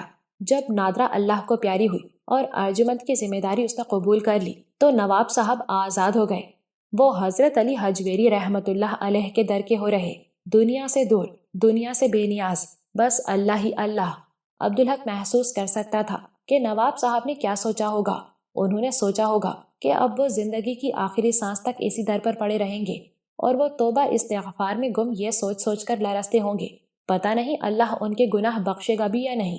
انہیں تو یہی ایک فکر ہوگی کہ مرنے سے پہلے ان کی بخشش ہو جائے۔ انہیں تو دنیا کی کسی چیز سے غرض نہیں تھی، غرض تو اس وقت بھی نہیں تھی جب وہ کوٹھے پر ذلت کی زندگی گزار رہے تھے، مگر انہوں نے اس ذلت کو ہنسی خوشی اپنے اعمال کی سزا سمجھ کر قبول کیا تھا۔ ایک نواب صاحب جس کے اچھالے ہوئے سکوں کی کھنک کے بعد ہی بازار میں گھنگروؤں کی جھنکائیں شروع ہوتی تھی، اپنے سکے گنوانے کے بعد وہ ایک طوائف، ایک نائکہ کا مصاحب بن گیا تھا۔ یہ کوئی چھوٹی ذلت نہیں تھی۔ اس ذلت کے احساس سے تو آدمی مر جائے، اور یقیناً نواب اشرف علی خان وہاں پل پل مرتے ہوں گے۔ داتا دربار کی چوکھٹ پر سب کچھ بھول کر، حتیٰ کہ خود کو بھی بھول کر، وہ اس خوف میں جیتے ہوں گے کہ کہیں بخشش اور مغفرت کے بغیر ہی انہیں موت نہ آ جائے۔ لیکن اللہ کو صرف ان کی بخشش اور مغفرت ہی منظور نہیں تھی، اس نے تو ان کے لیے کوئی اور ہی مقام چن رکھا تھا۔ اس نے ان کے لیے بہت بڑا اعزاز رکھ دیا تھا، وہ اعزاز جس پر عبدالحق کو رشک آتا تھا، جس اعزاز کے بدلے وہ اپنا سب کچھ چھوڑ سکتا تھا۔ اللہ نے کیسا عادت انہیں عطا فرمائی، بیت اللہ شریف میں رہنا، اس فرش کو چمکانا جہاں کا ایک سجدہ دنیا کی تمام نعمتوں سے افضل ہے۔ اللہ نے انہیں وہاں بلا لیا۔ عبدالحق کی آنکھوں سے آنسو بہنے لگے۔ الا یعلم من خلق، بے شک صرف اور صرف اللہ ہی تو جانتا ہے کہ اس کا کون سا بندہ کس لائق ہے، اور وہی جانتا ہے کہ کس کو کیا عطا کرنا ہے اور کتنا عطا کرنا ہے۔ اس نے نواب اشرف علی خان عرف اچھو میاں کو طوائف کے کوٹھے سے اٹھا کر روئے زمین پر سب سے معزز مقام پر پہنچا دیا، اپنے گھر کا اپنا ذاتی ملازم اور خدمتگار بنایا۔ عام انسانوں کے لیے اس سے بڑا کون سا درجہ ہو سکتا ہے؟ اور وہ عبدالحق جسے اللہ نے اوتار سنگھ سے عبدالحق بنایا، دنیا کی ہر نعمت عطا فرمائی، لیکن تمام وسائل موجود ہونے کے باوجود وہ اس پاک سرزمین پر بھی قدم نہیں رکھ سکا جہاں اللہ کا گھر موجود ہے۔ وہ کوشش کرتا ہے لیکن ناکام ہے، کیونکہ میزبان کی طرف سے منظور نہیں ہے۔ بے وسیلہ اچھو میاں جنہوں نے کبھی خواب میں بھی نہیں سوچا ہوگا کہ وہ وہاں جا سکتے ہیں، وہاں مقیم ہیں، اور جس نے اللہ کے عطا کیے ہوئے وسائل کے زور پر وہاں سے آئی ہوئی دعوت یہ کہہ کر مسترد کی کہ میں تو الحمدللہ اپنے طور پر بھی وہاں جا سکتا ہوں، اس لیے یہ موقع کسی محروم کو دے رہا ہوں۔ آج تک اللہ کے دیے ہوئے تمام وسائل کے باوجود اس کے گھر کی دید سے بھی محروم ہے۔ وَتُعِذُّ مَا تَشَاءُ وَتُذِلُّ مَا تَشَاءُ، اے سعادت بزور بازو نیست۔ وہ روتا رہا۔ اس رات وہ بہت رویا، اور جب وہ سونے کے لیے لیٹا تو اسے پھر زبیر کا خیال آیا۔ زبیر نے خود اپنے انقلاب کے بارے میں بتایا تھا کہ وہ باقاعدگی سے مولوی مہر علی کے پاس جاتا ہے، ان کی باتیں سنتا اور ان سے سیکھتا ہے۔ اس لمحے عبدالحق مولوی مہر علی کے پاس جانے کو ہڑک گیا۔ اللہ، اس کے رسول صلی اللہ علیہ وآلہ وسلم اور اس کے کلام سے محبت کرنے والے، قرآن کو پڑھنے، سمجھنے، اس پر عمل کرنے اور اسے دوسروں تک پہنچانے والے مولوی مہر علی کی صحبت میں یقیناً بڑا فیض تھا، اور وہ اتنے عرصے سے ان سے دور تھا، ان سے مل تک نہیں سکا۔ اس نے سوچا اب کچھ بھی ہو جائے وہ ان کے پاس جا کر رہے گا۔ اگلے روز زبیر نے پھر اسے حیران کر دیا۔ زبیر بھائی، آج چچا جان کے ہاں چلنا ہے، اس نے ناشتے پر اسے یاد دلایا۔ ایک بات کہوں کاکا، غلط نہ سمجھیے گا، آپ کہیں تو مجھے رہنے دیں، میں کسی بھی وقت چلا جاؤں گا ان کے پاس۔ کیوں زبیر بھائی؟ میرا خیال ہے کہ وہ آپ سے اکیلے میں ملنا چاہیں گے، میرے آپ کے ساتھ ہونے سے بہت فرق پڑے گا۔ عبدالحق نے کچھ دیر اس پر سوچا۔ رات چچا جان نے کہا تھا اس وقت رہنے دو، صبح آ جاؤ، وہ وقت تمہارے ساتھ گزارنا مجھے بہت اچھا لگتا ہے، اور پھر عبدالحق کو مسعود صاحب کے اس کمرے کا خیال آیا جہاں آنے اور بیٹھنے کی انہوں نے صرف اسے اجازت دی تھی۔ انہیں اس کے ساتھ وقت گزارنا اس لیے اچھا لگتا تھا کہ وہ اس سے اللہ اور اس کے کلام کی باتیں کرتے تھے۔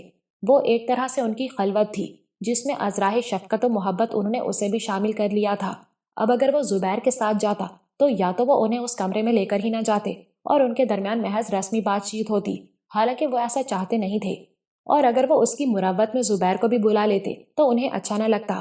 آپ ٹھیک کہتے ہیں زبیر بھائی، اس نے ستائشی لہجے میں کہا۔ اسے حیرت تھی کہ زبیر نے یہ بات کیسے سمجھ لی اور وہ کیوں نہ سمجھ سکا۔ بہت بہت مبارک ہو بیٹے، چچی جان نے کہا۔ خیر مبارک چچی جان، یہ سب اللہ کے فضل سے اور چچا جان کی وجہ سے ممکن ہوا۔ چچی جان ان کے لیے چائے لے کر آئیں اور اس نے اپنے ہاتھ سے ان کا منہ میٹھا کرایا۔ وہ چائے پی چکا تو مسعود صاحب نے اس کا ہاتھ تھامتے ہوئے کہا، آؤ اب اپنے کمرے میں چلیں۔ جس طرح سے انہوں نے اپنے کمرے میں اسے شریک کیا تھا اس نے عبدالحق کے دل کو چھو لیا۔ مٹھائی اس نے اندر بھیجوا دی۔ وہ کمرے میں جا کر بیٹھے۔ میں آپ کو بہت شکر گزار ہوں چچا جان۔ ایسی کوئی بات نہیں، یہ تو میرا فرض تھا۔ مسعود صاحب نے اس کی بات کاٹ دی۔ اس موقع پر میں یہ فرض نہ نبھاتا تو اللہ کے ہاں جواب دہی ہوتی میری، یہ میری ذمہ داری تھی۔ ایسی کیا بات ہے چچا جان، میں عاقل و بالغ آدمی تھا، اب تم اور زیادہ عاقل و بالغ ہو، لیکن میرے اصرار پر کوئی ناپسندیدہ کام بھی کر سکتے ہو، اس سے محبت، لحاظ اور مروت کہتے ہیں۔ لیکن آپ نے اصرار تو نہیں کیا تھا۔ مجھے بہت اچھی طرح یاد ہے میاں، میں تمہارے پیچھے پڑ گیا تھا، لیکن اس میں آپ کی اپنی تو کوئی غرض نہیں تھی۔ بے شک میری نیت اچھی تھی، میں تو ملک اور قوم کے لیے بہت اچھی سرمایہ کاری کرنے کی کوشش کر رہا تھا۔ مسعود صاحب نے سرد آہ بھر کے کہا، ایک بات کروں بیٹے، ذرا تفصیلی؟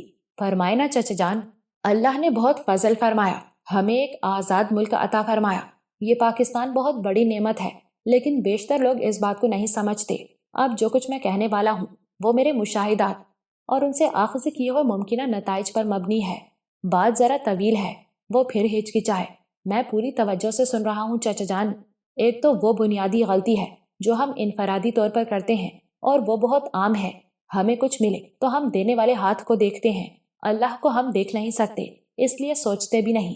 سوچیں تو تب جب وہ ہماری روح میں اترا ہوا ہو تو ہم ظاہری طور پر دینے والے کا احساس مانتے ہیں، ہم یہ نہیں سوچتے کہ وہ دینے والا ہاتھ بھی اللہ کا بنایا ہوا ہے، اور جو چیز دی گئی وہ بھی اللہ کی ہے، اور اللہ کا حکم نہ ہوتا تو وہ دینے والا ہاتھ بھی ہماری طرف نہیں بڑھتا، ہم پر مہربان نہ ہوتا۔ یہی غلطی ہم اجتماعی طور پر بھی کرتے ہیں۔ 25 سال ہو گئے پاکستان بنے، میں جس کے منہ سے سنتا ہوں یہی سنتا ہوں کہ پاکستان قائد اعظم نے بنایا۔ کہنا تو دور کی بات، یہ کوئی سوچتا بھی نہیں کہ یہ اللہ کی عطا کی ہوئی بے مثال نعمت ہے۔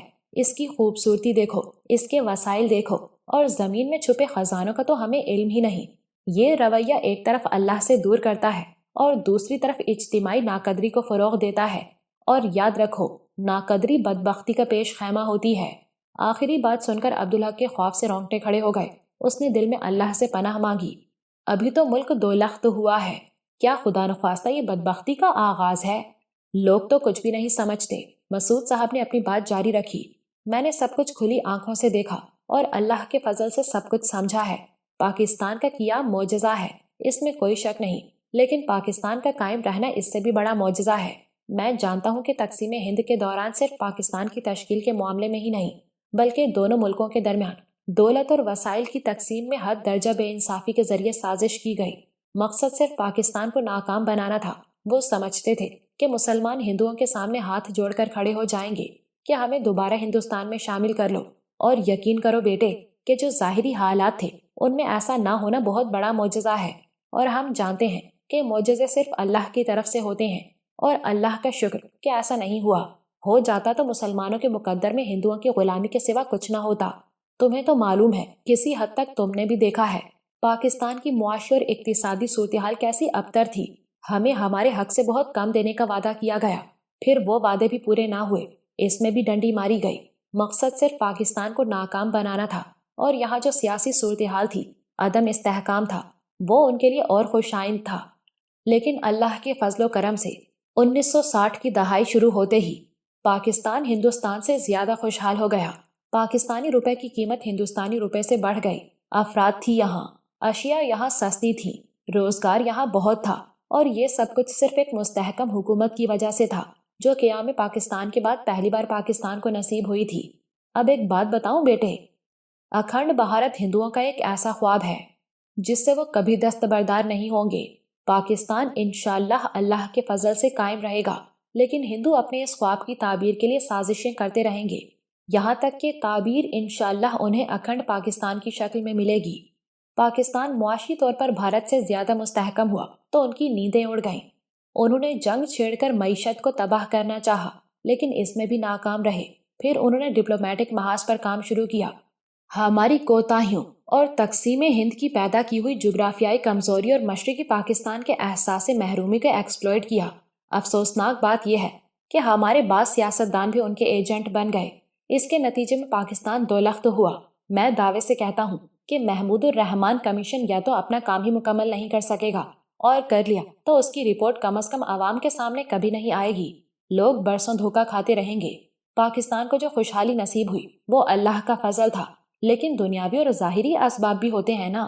تو اس خوشحالی میں ایک مستحکم حکومت اور ملک و قوم سے محبت کرنے والی مخلص اور ایماندار بیوروکریسی کا اہم کردار تھا، لیکن اب ایسا لگتا ہے کہ دونوں سے چھٹکارا پایا جا رہا ہے۔ لیکن چچا جان، جمہوریت کی بھی تو اہمیت ہے۔ عبدالحق نے پہلی بار زبان کھولی۔ میں ایسا نہیں سمجھتا، مسعود صاحب نے کہا۔ یہ لوگوں کو بیوقوف بنائے جانے والی چیز میرے خیال میں مسلمانوں کے لیے ہے ہی نہیں، نہ عوام الناس کے لیے اور نہ ہی لیڈروں کے لیے۔ لیکن کیوں؟ جمہوریت نہیں ہوگی تو آمریت ہوگی یا بادشاہت؟ عبدالحق نے اعتراض کیا۔ جس بادشاہ میں خوف خدا ہو اس میں کیا برائی ہے، لیکن بادشاہ بننے کے بعد خوف خدا کتنے لوگوں میں رہ جاتا ہے؟ یہ بات تمہاری ٹھیک ہے، لیکن میں مزاج کی بات کر رہا ہوں۔ ان 25 برسوں میں ہم نے جمہوریت دیکھی تو ہے، سیاسی جوڑ توڑ اور حمایت کی خرید و فروخت کے سوا کیا تھا اس میں؟ نتیجہ یہ کہ آئے دن حکومتیں بدلتی تھیں، دنیا بھر میں تمسخر کا نشانہ بن کر رہ گئے تھے ہم۔ آپ کا مطلب ہے کہ ہماری قوم کا مزاج جمہوری ہے ہی نہیں؟ ہاں، اور یہ حقیقت ہے۔ عام لوگوں کو دیکھو، ذرا سے اختلاف پر لڑنے لگتے ہیں۔ مسلمانوں کی تاریخ مناظروں سے بھری پڑی ہے۔ کوئی ایک مثال بتا دو کہ کسی مناظرے کا مثبت نتیجہ نکلا ہو۔ آخر میں دونوں فریق اپنے نقطہ نظر پر اٹل۔ بھائی سیاسی لوگوں میں اختلاف تو ہوتا ہے۔ اللہ پاکستان کی حفاظت فرمائے، اسے اپنی امان میں رکھے۔ انشاءاللہ ایسا ہی ہوگا۔ یہی تو لیاقت علی خان شہید کے آخری الفاظ تھے، انشاءاللہ۔ بدترین صورتحال میں بھی اللہ پاکستان کی حفاظت فرمائے گا۔ یہ ملک بنا ہی اللہ کی رحمت سے ہے۔ بے شک چچا جان۔ مسعود صاحب چونکے، جیسے کسی تنویمی کیفیت سے باہر آئے ہوں۔ بات کیا ہو رہی تھی اور میں کہاں کی باتیں لے بیٹھا؟ انہوں نے دھیرے سے کہا۔ لیکن یہ سب ضروری ہے، میں اپنے بیٹے سے بھی یہ باتیں کرتا ہوں۔ تحریک پاکستان، قیام پاکستان اور پاکستان بننے کے بعد کے حالات، یہ سب کچھ ورثہ ہے ہمارا۔ اسے نسل در نسل منتقل کرنا ہم سب کی ذمہ داری ہے، یہ ہماری تاریخ ہے۔ لیکن مورخ دیانتداری اور غیر جانبداری سے تاریخ کم ہی لکھتے ہیں۔ تاریخی سچائیاں تو سینہ بسینہ ہی منتقل ہوتی ہیں۔ جو کچھ میں نے دیکھا، سمجھا اور جانا، خاص طور پر جو کچھ میرے بچوں نے نہیں دیکھا، میں وہ سب کچھ انہیں سناتا ہوں، اس تلقین کے ساتھ کہ وہ یہ سب کچھ اپنے بچوں کو اسی تلقین کے ساتھ منتقل کریں۔ اسلام کی اور پاکستان کی محبت ایک چراغ ہے، ہمیں چراغ سے چراغ جلانا ہے تاکہ مستقبل میں چراغاں ہو۔ پاکستان کی اہمیت اور قدر و قیمت وہی لوگ سمجھ سکیں گے جنہیں علم ہوگا کہ اس ملک کے لیے کتنی قربانیاں دی گئی ہیں۔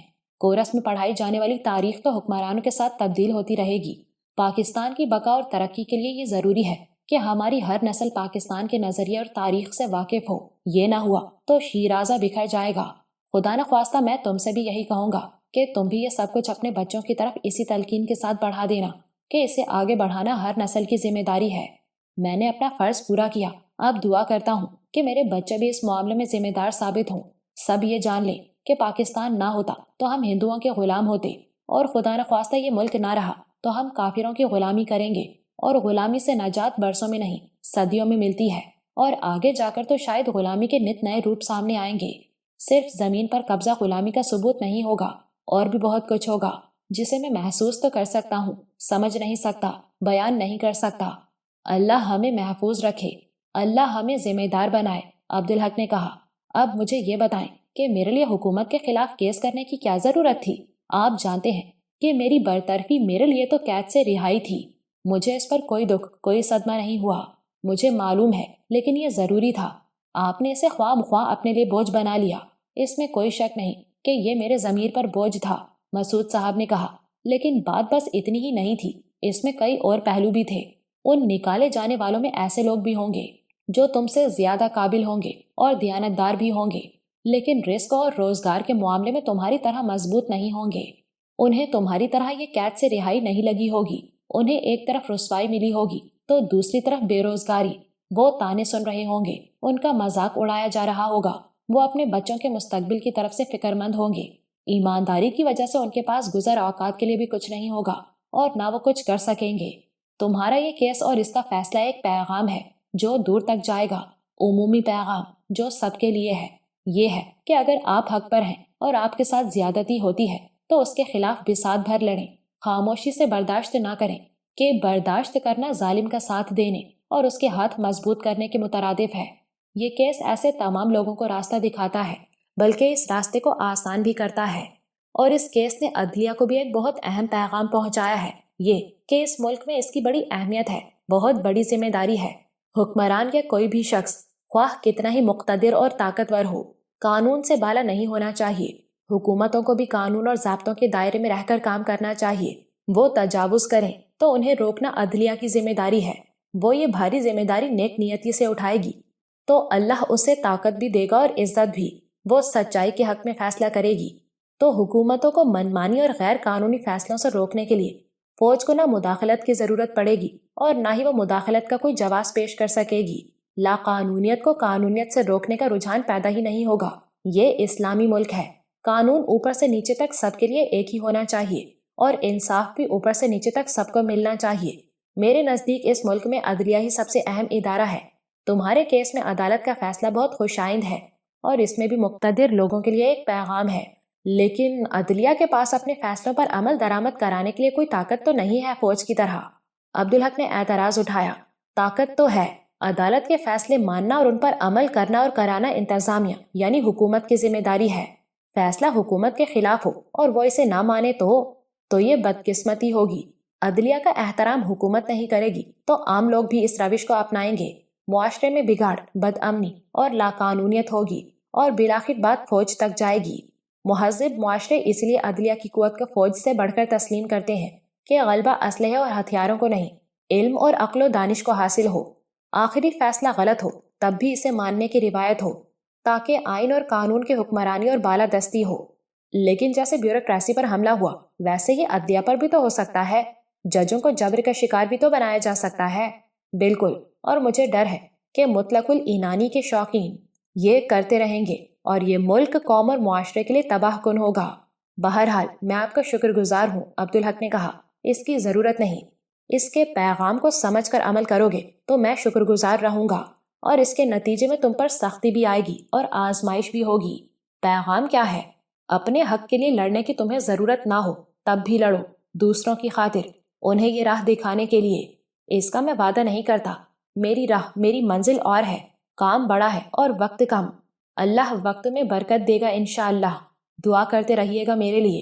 کرتا ہوں اور انشاءاللہ کرتا رہوں گا، مگر اس پر یاد آیا کہ اپنے لیے دعا کرتے ہوئے کبھی کبھی میں گھبرا جاتا ہوں، ڈر جاتا ہوں۔ دعا سے ڈر جاتے ہیں؟ عبدالحق کے لہجے میں حیرت تھی۔ یہ خیال آتا ہے کہ وہ اللہ کے لیے ناپسندیدہ نہ ہو اور اس کے نتیجے میں اللہ مجھ سے ناراض نہ ہو جائے۔ اس سلسلے میں تم سے بات کرنا چاہ رہا تھا۔ کیوں، رہنمائی کرو گے؟ مجھے شرمندہ کر رہے ہیں آپ، عبدالحق نے خجالت سے کہا۔ میں کیسے آپ کی رہنمائی کر سکتا ہوں؟ میں تو خود آپ سے سیکھتا ہوں۔ نہیں بیٹے، کچھ معاملات میں تم مجھ سے آگے ہو، میری مدد کرو۔ میں آپ کی بات سمجھ ہی نہیں پایا، عبدالحق نے عاجزی سے کہا۔ دعا کی تو اللہ نے تلقین فرمائی ہے، دعا سے تو وہ خوش ہوتا ہے، کچھ دعاؤں کو سختی سے منع بھی تو فرمایا ہے۔ اوہ، عبدالحق نے کہا، اب بات اس کی سمجھ میں آئی۔ میں بہت زیادہ تو نہیں جانتا اس بارے میں، لیکن وہ غیر فطری دعائیں ہوتی ہیں، ایسی دعائیں جن کے بارے میں آپ کو معلوم ہے کہ وہ غلط ہیں اور آپ کو ان کا حق نہیں۔ مثلاً آپ سورج کے مغرب سے طلوع ہونے اور مشرق میں غروب ہونے کی دعا مانگیں، جبکہ آپ کو معلوم ہے کہ اللہ نے جو کائنات کا نظام قائم فرمایا ہے یہ اس کے خلاف ہے۔ اس کے علاوہ کسی حرام چیز یا اللہ کے منع کیے ہوئے کسی کام کے لیے دعا کرنا، کوئی ایسی دعا کرنا جو آپ کے لیے یا دوسروں کے لیے دین، دنیا، آخرت اور معیشت کے لیے نقصان دہ ہو۔ مثلاً کوئی ضرورت مند دعا کرے کہ اسے اپنی ضرورت پوری کرنے کے لیے کسی سے روپیہ مل جائے، جبکہ اسے معلوم ہو کہ وہ اسے سود پر ملے گا، اور اس کا ارادہ بھی سود پر قرض لینے کا ہو، یا جیسے کسی کا شرابی دوست شراب کی طلب سے بے حال ہو رہا ہو اور وہ اس کے لیے شراب کے حصول کی دعا کرے۔ دعا تو عبادت ہے، بندگی ہے چچا جان۔ دعا اللہ کے حضور اپنی عاجزی کا اظہار ہے، اللہ کی قدرت کا، اور اس بات کا اعتراف ہے کہ اللہ کے سوا کوئی مدد کرنے والا نہیں، کوئی کچھ دینے والا نہیں۔ دعا میں سرکشی اور نافرمانی تو بدبختی ہے۔ جبھی تو میں دعا کرتے ہوئے ڈرتا ہوں بیٹے کہ کہیں اللہ ناراض نہ ہو جائے۔ نہیں چچا جان، بس نیت اچھی ہونی چاہیے، عبدالحق نے کہا۔ اور اللہ تو سب کچھ جانتا ہے، نیتیں بھی اور بندوں کے دلوں میں چھپے ہوئے بھید بھی، اور وہ بہت معاف کرنے والا ہے۔ پھر بھی میں کوئی ایسی دعا کر بیٹھوں جو تقدیر سے، اللہ کی مشیت سے متصادم ہو تو گرفت تو ہوگی۔ تقدیر بندوں سے پوشیدہ ہے چچا جان، صرف اللہ جانتا ہے، اور مشیت کا کسی کو کیا پتا۔ بندے کو تو جس چیز میں اپنی دنیا اور معیشت کی بہتری نظر آئے وہ اللہ سے مانگنی ہے۔ یہ الگ بات کہ وہ نہیں جانتا اور اللہ جانتا ہے کہ اس میں بہتری نہیں۔ اب یہ اللہ کی رحمت اور شان عطا ہے کہ وہ اس دعا کو قبول نہیں فرماتا اور اسے نقصان سے بچا لیتا ہے، اور یہی نہیں، وہ اس دعا کا اس سے بہتر بدل عطا فرماتا ہے، دنیا میں یا آخرت میں، یا چاہے تو دونوں جگہ۔ دعا رائگاں نہیں ہوتی، کہتے ہیں اللہ چاہے تو دعا سے تقدیر بھی بدل جاتی ہے، جیسے صدقے سے بلائیں ٹلتی ہیں اور عمر بڑھتی ہے۔ دیکھیں، دعا تو بندہ خیر کی ہی مانگتا ہے، بے شک وہ نہیں سمجھتا کہ جو کچھ وہ مانگ رہا ہے اس میں حشر بھی چھپا ہو سکتا ہے۔ اسی لیے کہتے ہیں کہ دعا کے ساتھ بالخیر ضرور کہا جائے۔ جیسے آدمی درازی عمر کی دعا کرے تو اللہ سے درازی عمر بالخیر کی دعا کرے۔ یہ تو تم نے بہت اچھی بات بتائی، مسعود صاحب نے کہا۔ وہ کچھ دیر سوچتے اور جھجکتے رہے، جیسے الجھن میں ہو کہ جو کہنا ہے وہ کہیں یا نہیں۔ کوئی بڑی الجھن ستا رہی ہے آپ کو؟ عبدالحق نے کہا، اور مسعود صاحب جیسے کسی نتیجے پر پہنچے۔ میں اللہ سے جو مانگنا چاہتا ہوں اس کا نہ مجھے حق ہے اور نہ ہی اس کی میری اوقات ہے، اس بات سے ڈرتا ہوں میں۔ کچھ مجھے بتائیں تو صحیح، ایسی باتوں میں کسی کو شریک کرنے کے خیال سے بھی شرمندگی ہوتی ہے۔ کیا کروں؟ مسعود صاحب کے لہجے میں بے بسی تھی۔ تم مجھے یہ بتاؤ کہ کوئی اپنی اوقات سے کتنا بڑھ کر مانگ سکتا ہے؟ یہ کہتے ہوئے وہ عبدالحق کو کسی چھوٹے سے بچے کی طرح لگے۔ اوقات کی تو بات ہی نہ کریں چچا جان، وہ تو اللہ کی ہی دی ہوئی ہوتی ہے۔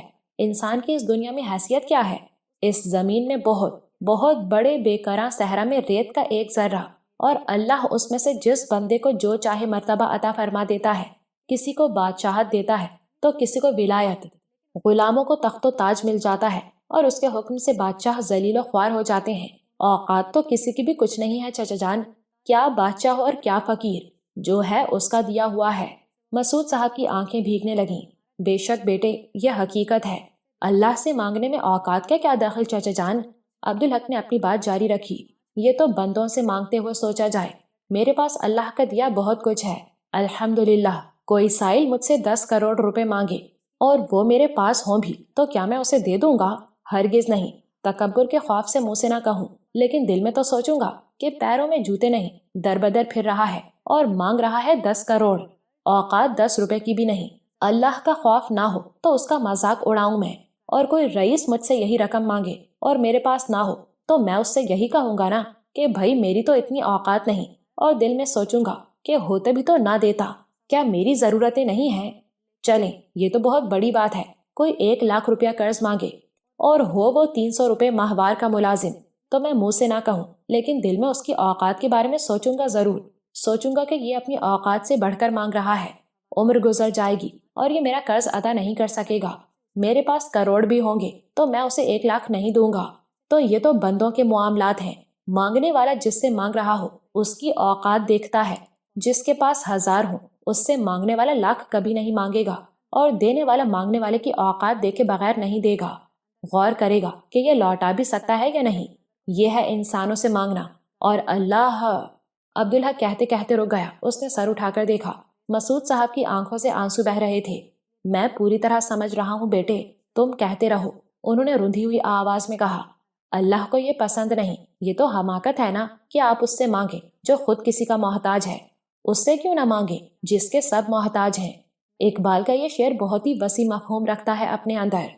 وہ ایک سجدہ جسے تو گراں سمجھتا ہے، 1000 سجدوں سے دیتا ہے آدمی کو نجات۔ تو چچا جان، یہ صرف اللہ کا حق ہے کہ بندے اپنی حاجت روائی کے لیے اس سے رجوع کریں۔ میں مجبوراً موضوع سے ہٹ رہا ہوں، مسعود صاحب نے کہا، بات سے بات نکلی ہے اس لیے۔ اب بیٹے، اللہ نے اس دنیا کو اسباب کا کارخانہ بنایا ہے، آدمی کا کام آدمی سے ہی نکلتا ہے۔ بے شک چچا جان، اس میں بھی بندوں کی آزمائش ہے۔ مجھے کوئی کام آ پڑا ہے تو ایمان کا تقاضا ہے کہ میں اس کے لیے اللہ سے دعا کروں کہ میرا کام ہو جائے۔ اللہ جسے چاہے گا وسیلہ بنا دے گا، اور کام نہ ہو تو صبر کروں، یہ سمجھ لوں کہ اس میں میری بہتری نہیں تھی۔ اللہ نے کسی نامعلوم نقصان سے مجھے بچا لیا، یا ضروری ہو تو اس کے لیے مسلسل دعا کرتا رہوں۔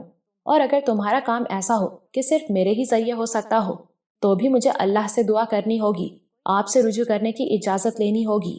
یہ کیسے پتا چلے گا کہ تمہیں اجازت ملی یا نہیں؟ اجازت نہ ہوئی تو میرا دل اس بات سے ہٹ جائے گا، یا میں کوشش کے باوجود آپ سے رابطہ نہیں کر سکوں گا۔ اپنے معاملات میں خواہ وہ چھوٹے ہوں یا بڑے، اللہ سے رجوع کیا جائے تو وہ اس میں اپنا فضل و کرم، رحمت اور خیر رکھ دیتا ہے۔ جزاک اللہ بیٹے، اب اسی معاملے پر بات کرو جو زیر غور تھا۔ عبدالحق نے ایک گہری سانس لی۔ بات یہ ہے کہ اللہ وہ واحد اور احد ہستی ہے جس کے خزانے لامحدود ہیں، قدرت کامل ہے، جس کے قبضہ اختیار سے باہر کچھ نہیں، لامحدود خزانے ہیں اس کے کسی ایک خزانے کے کروڑویں حصے کا کروڑواں حصہ بھی ہمارے تصور تک سے باہر ہے۔ وہ کسی کو کچھ بھی دے سکتا ہے، کچھ بھی۔ عبدالحق نے زور دے کر کہا، ایک وہی تو ہے، صرف وہی تو ہے جس سے بندہ جو چاہے مانگ لے، وہی تو ہے جو مانگنے والے کی اوقات جانتا ہے اور اس کی اوقات کی پرواہ بھی نہیں کرتا کچھ دیتے ہوئے۔ اور چچا جان، جسے ہم اوقات کہتے ہیں وہ اس کے لامحدود خزانوں میں سے ایک خزانہ ہے۔ اوقات بھی تو وہی دیتا ہے، ورنہ ریت کے ایک بے نشان ذرے کی حیثیت ہی کیا ہے؟ اور وہ بغیر مانگے بھی بہت کچھ دے دیتا ہے۔ اوقات بھی مٹی کے پتلے نے کب اس سے فرمائش کی تھی کہ اسے مسجود ملائک بنایا جائے، لیکن اس نے فرشتوں سے اسے سجدہ کروا کے جتا دیا کہ انسان کی اوقات کہاں تک ہے۔ تو چچا جان، اس سے تو بندہ اپنی اوقات کو بھول کر کچھ بھی مانگ سکتا ہے، اس کی عطا اور اس کے کرم کے حوالے سے، اور اس کی عطا اور کرم کی بھی کوئی حد نہیں، کوئی حد ہی نہیں۔ کچھ دیر خاموشی رہی۔ مسعود صاحب کسی گہری سوچ میں ڈوبے ہوئے تھے، پھر انہوں نے سر اٹھایا اور براہ راست اس کی آنکھوں میں دیکھا۔ تم سے ایک ذاتی بات پوچھوں؟ برا تو نہیں مانو گے؟ ضرور پوچھیں، میں جواب دینے کی کوشش کروں گا۔ عبدالحق نے کہا، تم نے اللہ سے کچھ ایسا مانگا کیا جسے مانگتے ہوئے تمہیں احساس ہوا کہ وہ تمہاری اوقات سے بڑھ کر ہے؟ عبدالحق نے بلا تعامل اس کا جواب دیا، میں کچھ بھی مانگوں، مجھے یہ خیال رہتا ہے کہ میں اپنی اوقات سے سوا مانگ رہا ہوں۔ میں اپنی بات تم پر واضح نہیں کر سکا۔ مسعود صاحب نے سرد آہ بھرتے ہوئے کہا، میرا اشارہ اہلیت کی طرف ہے۔ دیکھو نا، اللہ نے اپنے ہر بندے کو ایک فطرت، کچھ صلاحیتیں اور کچھ اہلیتیں ودیت فرمائی ہیں، انہی کے مطابق وہ دنیا میں آگے بڑھتا ہے۔ تم سرکاری افسر اہلیت کے بغیر تو نہیں بنے تھے نا؟ مگر اب تو اہلیت کے بغیر بھی لوگ افسر بن رہے ہیں۔ عبدالحق نے ہنستے ہوئے کہا، اور یہ سلسلہ جاری رہے گا۔ لیکن یہ تو دنیا ہے، اللہ کے ہاں تو ایسا نہیں ہوتا ہوگا، کبھی نہیں۔ اللہ قادر مطلق ہے، جسے جو چاہے دے دے۔ مسعود صاحب لاجواب ہو گئے، کچھ کھسیا سے گئے۔ میں اپنی بات تمہیں سمجھا نہیں پا رہا ہوں۔ ان کے لہجے میں خفیف سی جھنجھلاہٹ تھی۔ مجھے یہ بتاؤ کہ کوئی دعا کرتے ہوئے اللہ سے ڈر لگا تمہیں؟ عبدالحق کچھ دیر سر جھکا کر سوچتا رہا، پھر اس نے سر اٹھایا تو اس کی نگاہوں میں تفہیم تھی۔ اب میں آپ کی بات کچھ سمجھ رہا ہوں، اس نے کہا۔ یہ مقام تو شاید ہر کسی کی زندگی میں کئی بار آتا ہوگا۔ مجھے بتاؤ، تم سب سے زیادہ خوفزدہ اپنی کس دعا سے ہوئے؟ ابھی کچھ دیر پہلے آپ نے ہی کہا تھا کہ ایسی باتوں میں کسی کو شریک کرنے کے خیال سے بھی شرمندگی ہوتی ہے۔ ہر بندے کے اللہ کے ساتھ اور اللہ کے بندے کے ساتھ الگ معاملات ہوتے ہیں، اور وہ بہت ذاتی ہوتے ہیں۔ مسعود صاحب کا چہرہ اتر سا گیا، انہیں شرمندگی ہو رہی تھی، لیکن کبھی کبھی انہیں کسی کے ساتھ شیئر کرنا بھی ضروری ہو جاتا ہے، کبھی اپنے اور کبھی دوسروں کی بہتری کے خیال سے، کبھی اپنی الجھن دور کرنے کے لیے اور کبھی دوسروں کی رہنمائی کے لیے۔ کوئی بہت ذاتی معاملہ ہو تو الگ بات ہے، جیسے اپنے ایک خواب کو میں نے کبھی کسی کے ساتھ شیئر نہیں کیا اور نہ ہی کبھی کروں گا، اور جو کچھ شیئر کیا جاتا ہے وہ بھی آدمی کو دیکھ کر کیا جاتا ہے، ہر کسی کو ہر بات تو نہیں بتائی جا سکتی۔ عبدالحق کہتے کہتے رکا اور اس نے ایک گہری سانس لی، پھر اس نے سلسلہ کلام جوڑا۔ آپ میرے لیے بہت محترم ہیں، میں آپ کے ساتھ سب کچھ شیئر کر سکتا ہوں اس ایک خواب کے سوا۔ یہ تمہاری محبت ہے اور میں اس پر تمہارا شکر گزار ہوں۔ مسعود صاحب کے لہجے میں تشکر تھا۔ مجھے شرمندہ نہ کریں چچا جان، آپ کو اللہ نے اس کی اہلیت عطا فرمائی ہے۔ عبدالحق نے ہنستے ہوئے کہا، پھر ایک دم سنجیدہ ہو گیا۔ جب میں چھوٹا تھا تو اللہ کی رحمت سے دنیا کے نظام پر غور کرتا تھا۔ اللہ کے فضل سے میں نے سمجھ لیا کہ یہ نظام ایک ہی ہستی چلا رہی ہے۔ پھر میری سمجھ میں اس کی نعمتیں اور اس کے احسانات آنا شروع ہوئے۔ میں نے جان لیا کہ مجھے سب سے بڑھ کر اس سے محبت کرنی چاہیے۔ میں اس وقت اللہ کے نام سے بھی واقف نہیں تھا۔ وہ بہرحال لڑکپن تھا، عمر کا وہ حصہ جب آدمی خوف سے بے نیاز ہوتا ہے، اور مجھے تو کچھ معلوم ہی نہیں تھا کہ میں کتنی بڑی خواہش کر رہا ہوں، بلکہ میں تو محبت کا مفہوم بھی نہیں سمجھتا تھا۔ محبت ایسی ہی فطری چیز ہے چچا جان کہ بعض لوگ عمر بھر محبت کرتے ہیں لیکن محبت کو سمجھ نہیں پاتے۔ میری طبیعت البتہ ایسی تھی کہ میں محبت کو سمجھنے کی کوشش کرتا رہا۔ میں بڑا ہوا، اللہ نے کرم فرمایا اور مجھے قبول اسلام نصیب ہوا۔ اب ہوش کے ساتھ جو میں نے اپنی اللہ سے محبت کی خواہش پر غور کیا تو تھر تھری چڑھ گئی۔ اللہ سے کوئی کیسے محبت کر سکتا ہے؟ محبت کو جو میں نے سمجھا تھا اس کے مطابق تو محبت کرنے والا اپنے محبوب کے لیے کچھ بھی کر سکتا ہے، اور وہ بھی بغیر کسی غرض کے۔ اس کا کام محبوب کو خوش کرنا، اسے فائدہ پہنچانا ہے۔ یہاں صورتحال یہ ہے کہ اللہ ہر ضرورت سے پاک ہے، اسے کسی سے کچھ نہیں چاہیے، وہ تو خود دینے والا ہے، اور ہم بے غرض ہو ہی نہیں سکتے۔ ہم تو سراسر محتاج ہیں اللہ کے۔ میں تو بڑا الجھا کہ اللہ سے کیسے محبت کروں۔ میری سمجھ میں یہی آیا کہ محبت تو اللہ کا وصف ہے، صرف وہی تو محبت کر سکتا ہے، اور وہ کرتا ہے۔ وہ پیدا فرماتا ہے اور اپنی مخلوقات کی ہر ضرورت پوری فرماتا ہے بغیر مانگے۔ وہ خود فرماتا ہے کہ وہ اپنے بندوں سے محبت کرتا ہے۔ ماں اپنی اولاد سے جتنی محبت کرتی ہے وہ اس سے 70 گنا سے بھی زیادہ اپنے بندوں سے محبت کرتا ہے۔ مگر پھر میں نے قرآن میں پڑھا کہ اللہ نے اپنے بندوں کو اپنی محبت کی تلقین فرمایا کہ بندوں پر سب رشتوں سے، ہر چیز سے کہیں بڑھ کر محبت کرنا صرف اور صرف اسی کا حق ہے، اور قرآن میں جو کچھ ہے حق ہے۔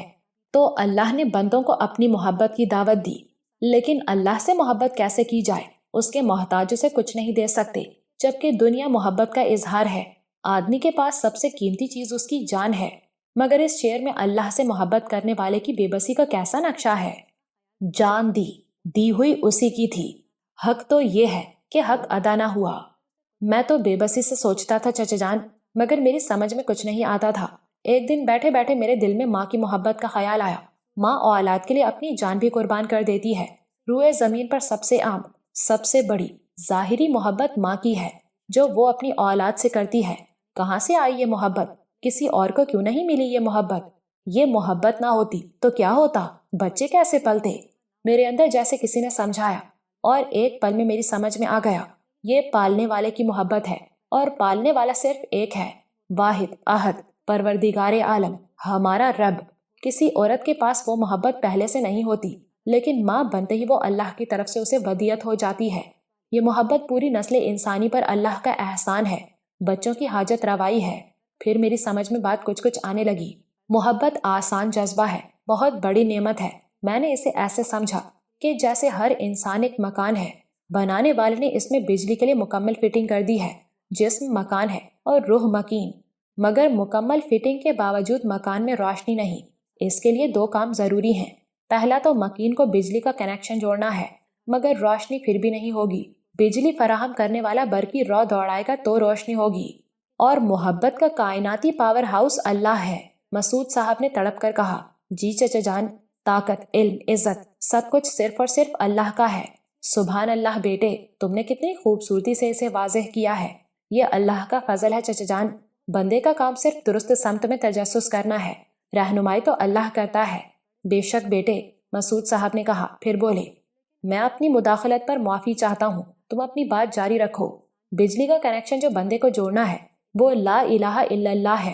جب بندے نے زبان سے کہا اور دل سے تسلیم کیا کہ اللہ کے سوا کوئی معبود نہیں، کوئی عبادت کے لائق نہیں، تو کنیکشن جڑ گیا، اور اس پر عمل کنیکشن کو اور مضبوط کرتا ہے۔ مگر بیٹے، محبت تو انہیں بھی مل جاتی ہے جو اللہ کو نہیں مانتے۔ مسعود صاحب نے اعتراض کیا، فٹنگ تو اللہ نے سب کو عطا کی ہے چچا جان، اور عام محبت کا کنیکشن اللہ خود ہی جوڑ دیتا ہے۔ وہ ودود ہے، محبت کا سرچشمہ ہے۔ جو محبت وہ سب کو بلا تفریق عطا فرماتا ہے وہ دنیاوی محبت ہے۔ اس کے بغیر دنیا کا نظام ہی نہیں چلتا۔ آدمی اپنی غرض کے لیے آدمی کو مار ڈالتا، کھا جاتا، خود غرضی کی حکمرانی ہوتی اور ایثار کا وجود ہی نہ ہوتا۔ وہ عام دنیاوی محبت ہے جو وہ از خود سب کو عطا فرماتا ہے۔ لیکن ہم اس وقت جس محبت کی بات کر رہے ہیں وہ کائنات کا سب سے اعلیٰ و ارفع جذبہ ہے جو انسان کو اللہ کے قریب لے جاتا ہے، بہت قریب۔ میں بندے کی اپنے خالق، اپنے رب سے محبت کی بات کر رہا ہوں۔ لا الہ الا اللہ کے بغیر تو اس کا تصور بھی ممکن نہیں، اور لا الہ الا اللہ سے کنیکشن جڑتا ہے۔ اللہ اور اس کے بندے کے درمیان تعلق قائم ہوتا ہے۔ اور یہ وابڈا کا نظام نہیں، یہاں وولٹیج کی سپلائی اللہ کے اختیار میں ہے، اور اپنے لیے وولٹیج بندے کو خود کمانا ہوتا ہے، جتنا تعلق اتنا وولٹیج۔ زبان سے لا الہ الا اللہ کہے جاؤ تو وجود کا بس ایک گوشہ روشن ہوتا ہے، اور انسانی وجود کی وسعت بڑے سے بڑے عمل سے زیادہ ہوتی ہے۔ میں لڑکپن سے ہی اللہ کی محبت کا خواہاں تھا، الجھتا تھا کہ محبت کیسے کروں۔ بندگی فرض ہے، عبادت فرض ہے، اور محبت فرض سے سوا بہت کچھ مانگتی ہے۔ وہ بہت کچھ ہے کیا؟ مگر بیٹے، پہلی بات تو یہ ہے کہ محبت ہے کیا؟ مسعود صاحب کی دلچسپی اب صاف ظاہر تھی۔ میں نے بھی پہلے یہی سمجھنے کی کوشش کی تھی چچا جان، اور اس کے لیے رومانوی شاعری کی طرف گیا۔ وہاں مجھے پتا چلا کہ ہم نے بہت سے سفلا جذبوں کو محبت کا نام دے رکھا ہے، شاید یہ بھی محبت کرنے والوں کی آزمائش ہے۔ میں بہرحال محبت کو سمجھنے کی کوشش میں لگا رہا۔ اس سلسلے میں بالآخر کتے نے میری رہنمائی کی۔ کتے نے؟ مسعود صاحب نے حیرت سے کہا۔ جی ہاں، دیکھیں، ہمارے خالق، ہمارے رب کی محبت تو اور چیز ہے۔ میں نے سوچا ہمیں تو مخلوق کی محبت پر غور کرنا ہے۔ اس وقت میرا مطالعہ بالکل نہیں تھا، اب بھی بہت محدود ہے، مگر مشاہدہ تو سبھی کے لیے آسان ہوتا ہے۔ شاید اسی لیے اللہ نے دنیا کو غور سے دیکھنے اور اس میں تجسس کرنے کی تلقین کی ہے۔ بہرحال کتے سے میں نے بہت کچھ سیکھا۔ کتا جب کسی سے محبت کرتا ہے تو مرتے دم تک اس کی محبت اور قربت سے دستبردار نہیں ہوتا۔ اس کا محبوب اسے روٹی یا ہڈی دے تب بھی وہ خوش، اور کچھ نہ دے تب بھی اس سے خوش۔ وہ اسے بری طرح مارے تب بھی وہ چون تک نہیں کرتا، پٹنے کے بعد بھی وہ اسی کے در پر پڑا رہتا ہے۔ وہ اسے مارنا چاہے تب بھی نہ وہ اس سے بھاگتا ہے نہ دفاع کرتا ہے اپنا، کوئی اور ہو تو اسے پھاڑ کھائے۔ میں نے مشاہدہ کیا اور سوچا کہ کتے کو یہ محبت اللہ نے دی ہے، اور شاید ہماری رہنمائی کے لیے دی ہے۔ عبدالحق کہتے کہتے خاموش ہو گیا۔ ظہر کی اذان شروع ہو گئی تھی۔ وہ دونوں خاموشی سے اذان سنتے اور اس کا جواب دیتے رہے۔ اذان کے بعد کی دعا کے بعد مسعود صاحب نے کہا، آؤ نماز کے لیے چلیں۔ عبدالحق اٹھ کھڑا ہوا۔ جی چچا جان، نماز پڑھ کر واپس آؤ گے میرے ساتھ؟ مسعود صاحب نے پوچھا۔ دل تو یہی چاہتا تھا چچا جان، عبدالحق نے شرمندگی سے کہا، لیکن مجھے گھر جانا ہے، پھر آؤں گا انشاءاللہ، اور جلد ہی آؤں گا۔ ٹھیک ہے، یاد رکھنا یہ گفتگو مکمل کرنی ہے تمہیں۔ جی چچا جان، انشاءاللہ تعالی۔ اور وہ دونوں کمرے سے نکل آئے۔